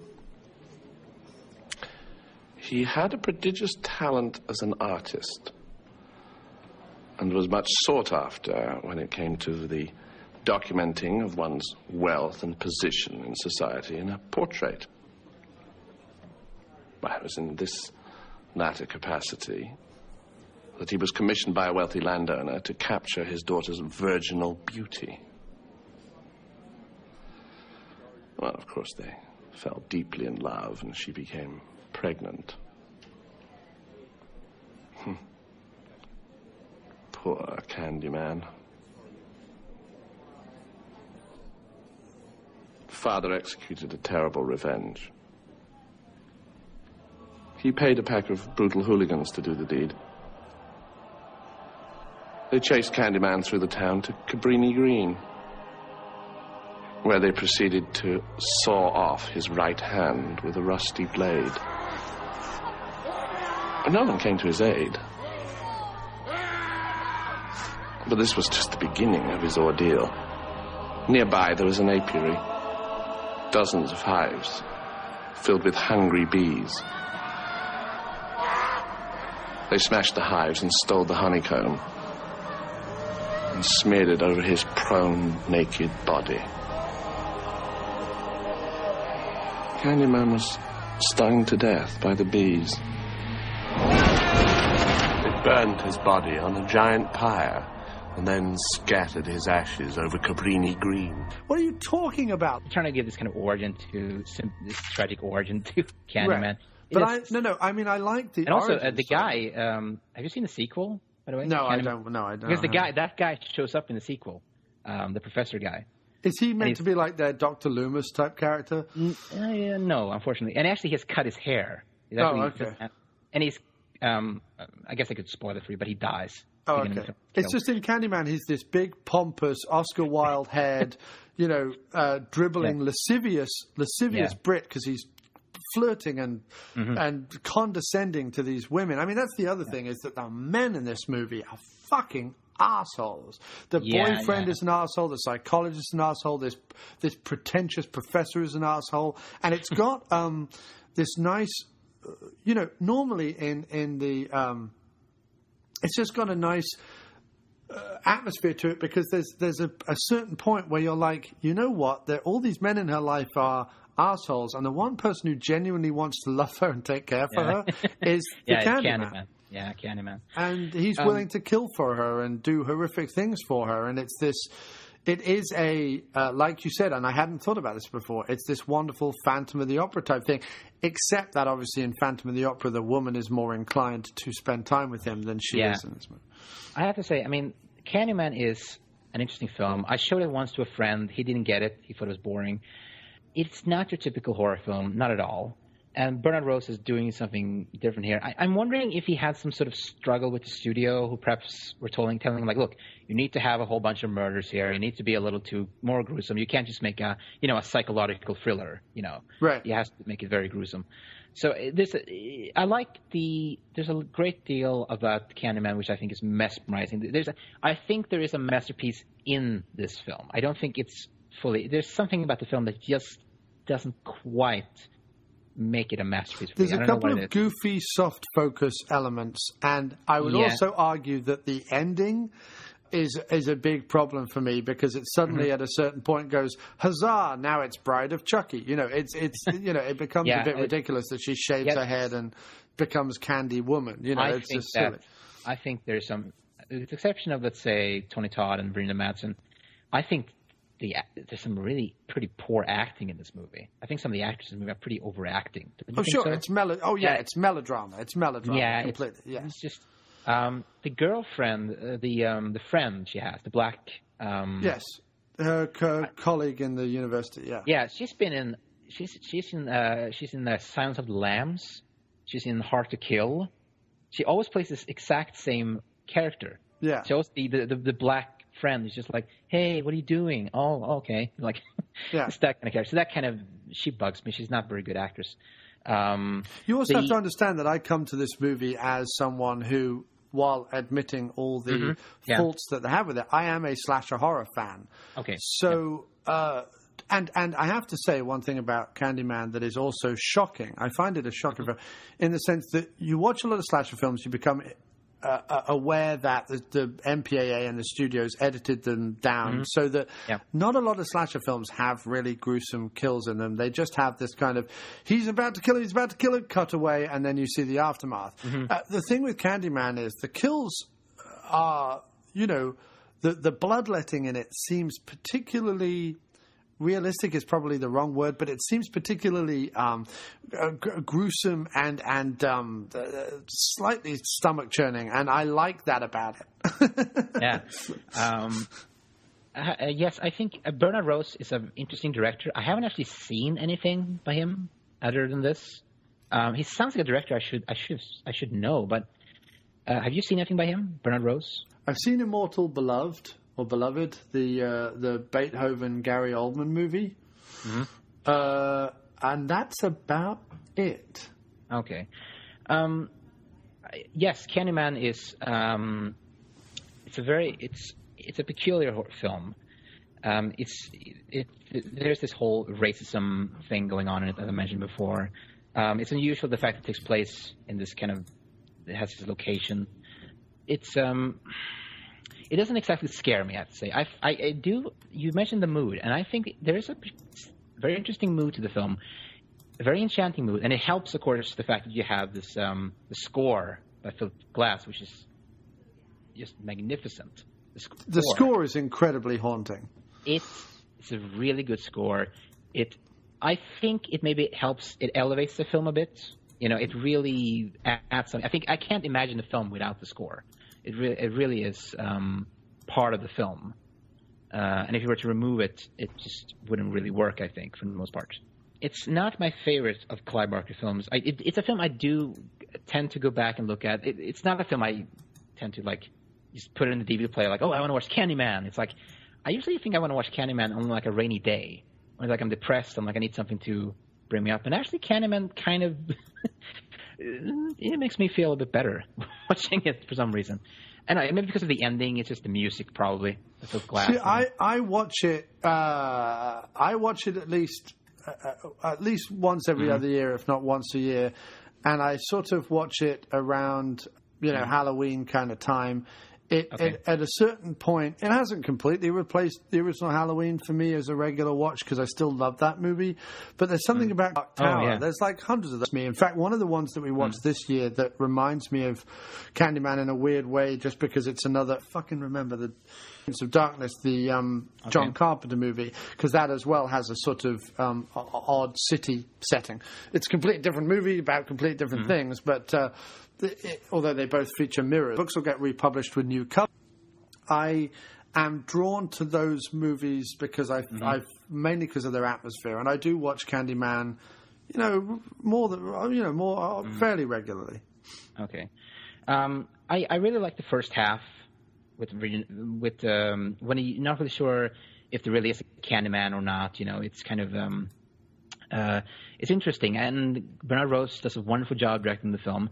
When Candyman appears and this whole kind of strange story with her being framed, it's a bit it doesn't quite work for me. It just Nightbreed figures, which I think is stories, but I do like especially the ending of the film. There's some really good visual stuff in the film, and when film. But anyway, music comes alive. The film just it really. I think people should watch it. Cabal, Regina Madsen has never been. I will definitely pick that up. Actress, I think. Yes. Before this, the way Bernard Rose directs her, all these close-ups of her. He really treats her like this like a star. He really utilizes her in a way like she's never been used before. I think before this, she was in. David Lynch certainly saw something in her when he used her in Dune. Right. And then afterwards was she was in Highlander 2: The Quickening. But I'm not sure after Catch's work prints. Yeah. She's really good in the film. It's really good MGM DVD with me. She's shown up in other stuff. Thing with Nightbreed. Yeah, and they said that when she showed up in Sideways, the Alexander Payne movie. Okay. But yeah, and I think they've some odd stuff. She's in a lot of stuff recently. Funnily enough, as an older actress, which is odd because that doesn't. But they've said, usually actresses above 30 don't really get too much work, really. But actually, if you scroll down, I'm just looking now. If you scroll down through her IMDb thing, she's worked constantly. Just constantly. I know a lot of people saw Sideways as her return, but no, she's worked constantly since 1984, doing at least 2 or 3 things a year, maybe as little bit parts, maybe, I don't know, or showing up on TV or whatever, but she's in The Rainmaker, that's the Coppola movie, right, of the John Grisham novel. So she's in that, she's in Sideways, she's in The Prophecy, of course, with Christopher Walken. She was in The Haunting. She's done a fair share. It's a shame that she's never really had that big role other than Candyman and Sideways. It's a shame. But she has she has that Susan Sarandon thing that she's as sexy now as she was when she was young.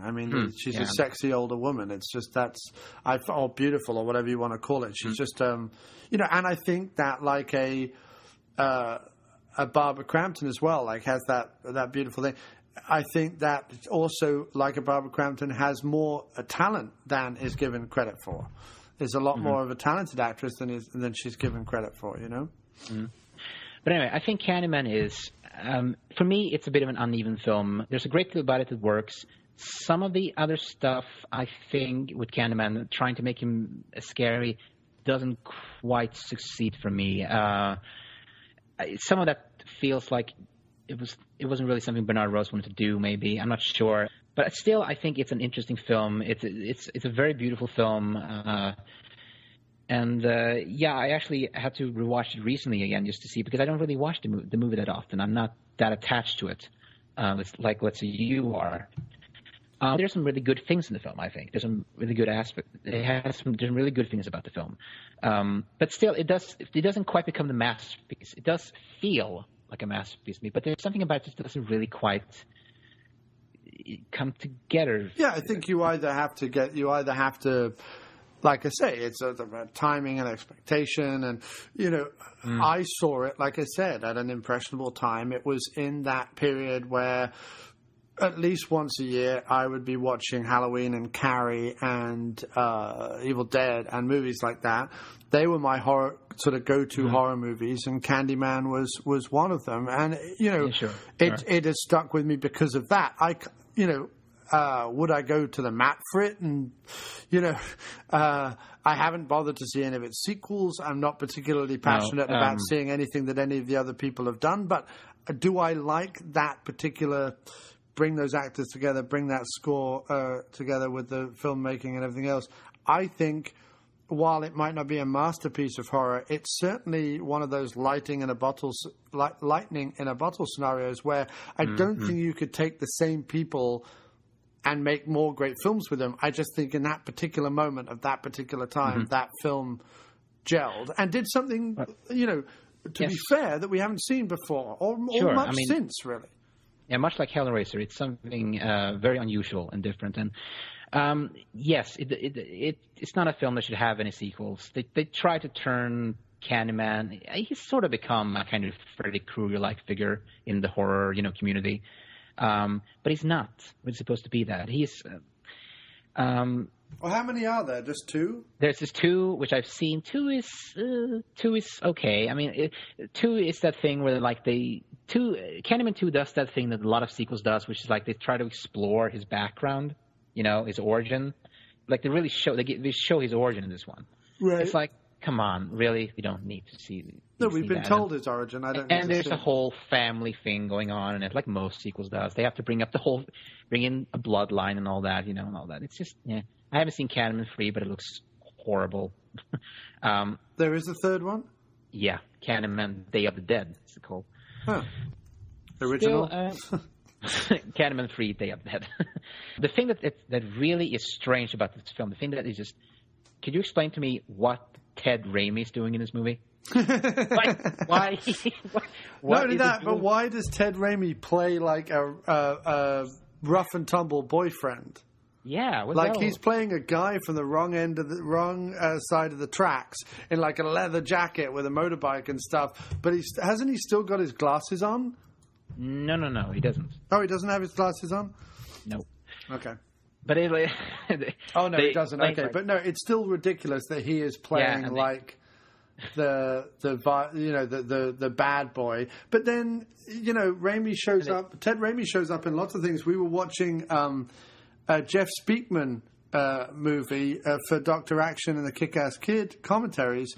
I forget which one it was. It was the one where he goes up against the serial killer, and Ted Raimi's just in the library as like a guy mending a photocopier, and you're like, what the fuck's Ted Raimi doing in this? But yeah, and actually he's like part of this whole what is it, urban legend, I think, or something. Like that's right. Story that they explain, like, he saw his dead girlfriend, then his hair turned white, and I want to see his character, more of his character. See what happened to him, actually. Like, just to see him with the white hair would be hilarious. What, you mean have like a Candyman 4 where Ted Raimi's character comes back and it's like, I told you, beware the Candyman, like some crazy white hair. Yeah, it just, yeah. And I think that I genuinely care about her plight more than maybe most characters in horror movies. I tend to be able to switch off any kind of emotional attachment to a lot of films, but, especially horror films or fantasy movies or things like that. But, for whatever reason, her plight, I find the bit where she is being forced to remove her bloody clothing and getting checked, I find that to be heartbreaking. I really do find that to be a very horrible, emotional scene. There's some really good scenes in the film, but then also there are some kind of goofy things about it. I'm not sure why her husband is cheating on her. Like, come on, if you had Regina Madsen as your wife, come on, why are you cheating?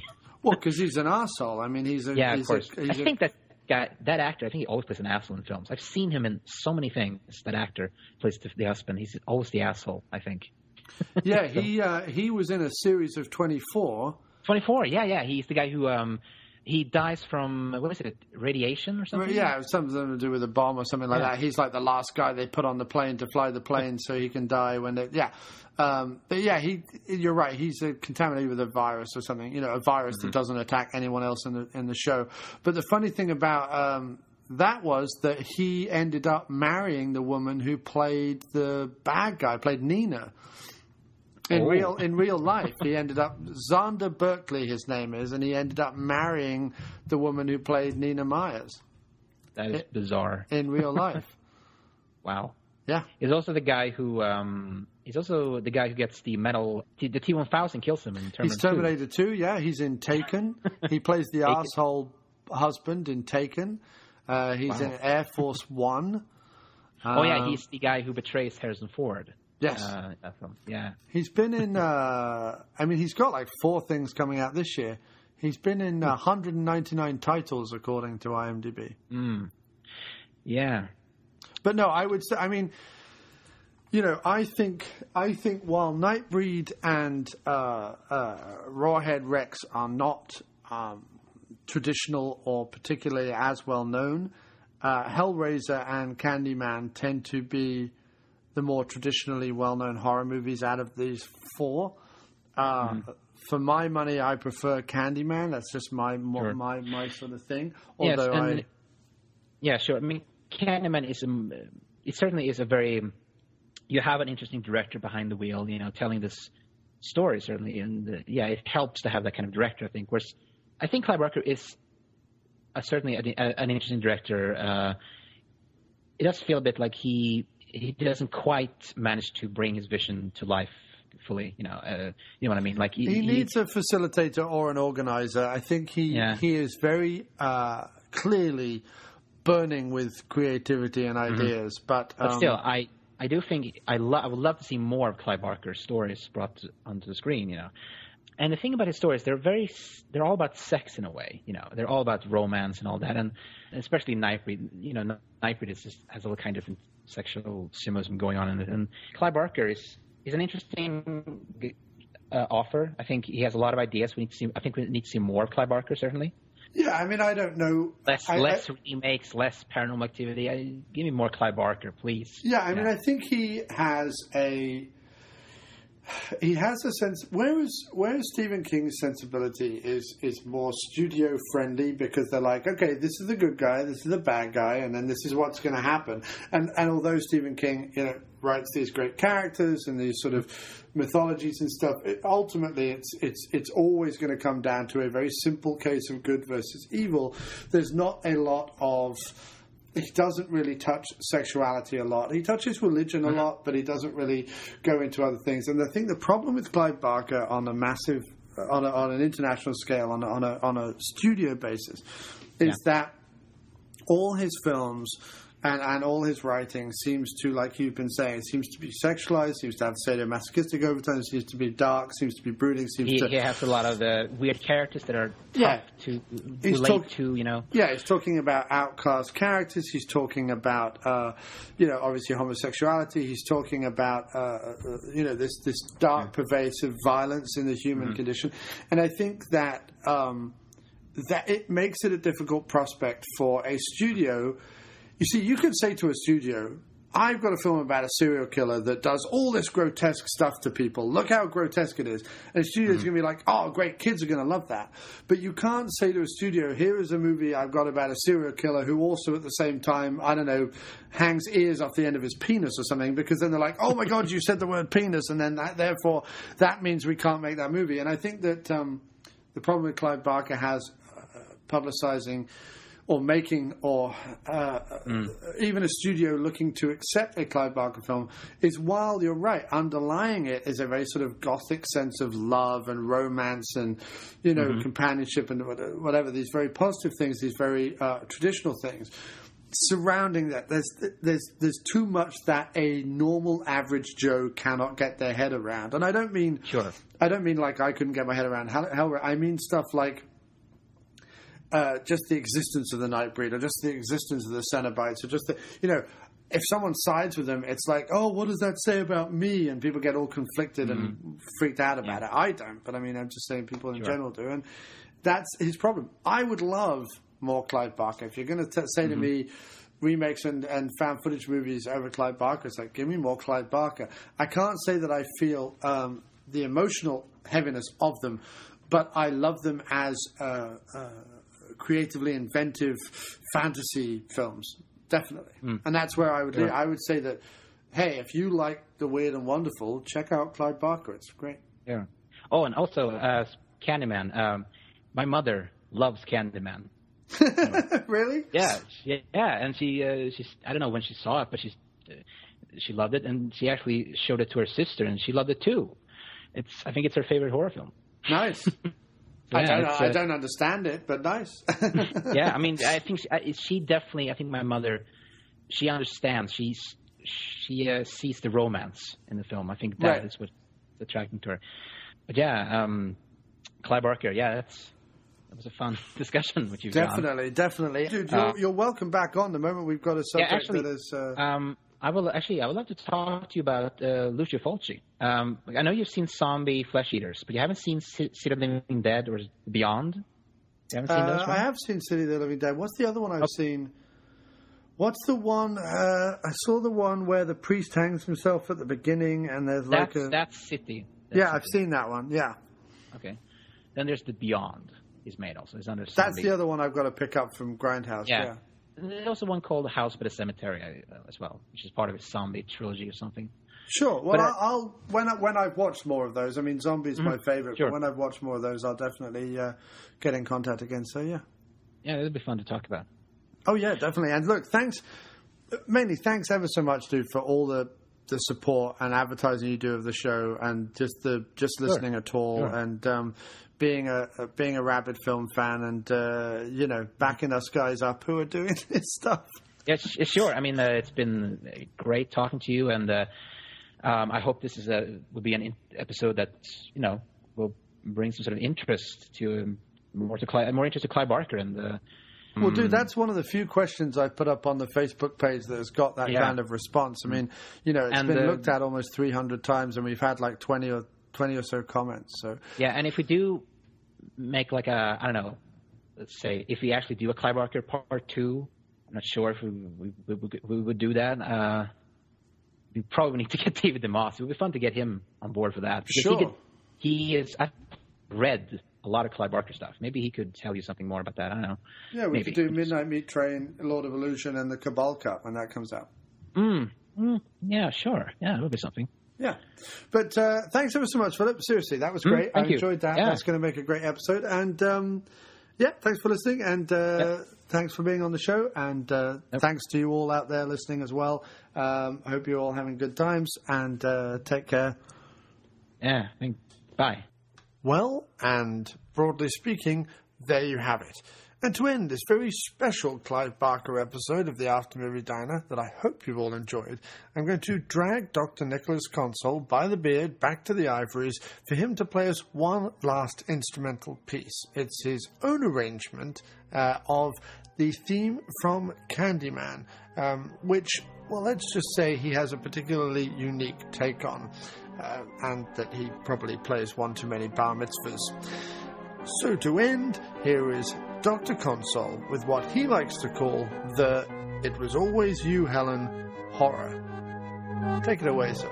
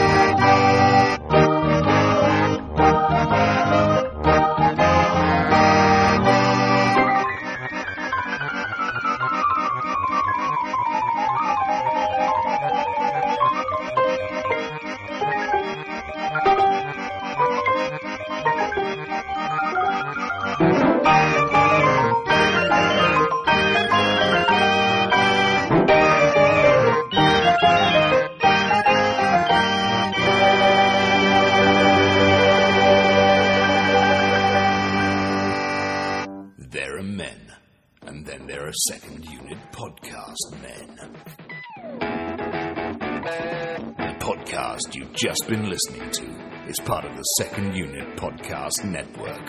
Find all of our shows at 2upn.blogspot.com or on Facebook under the Second Unit Podcast Network. Our fantastic list of shows include Drunk on VHS, We Came from the Basement, No Budget Nightmares, The After Movie Diner, Dr. Action and the Kick-Ass Kid, and Bloodbaths and Boomsticks. Take one podcast into the shower. Don't be a blithering idiot, Alan. We can give you the multiple podcast cleansing system all in one place that your hair deserves. Our programming is available across all platforms, from iTunes to Podomatic, TalkShoe to Stitcher, so you have absolutely no excuse. Listen today, and a free naked person of your choice will be shipped from Thailand to your door in a matter of weeks. The Second Unit Podcast Network, bringing you the action and leaving the boring stuff to the other guys. Bloody hell. Who does a girl have to blow around here to get a decent beverage?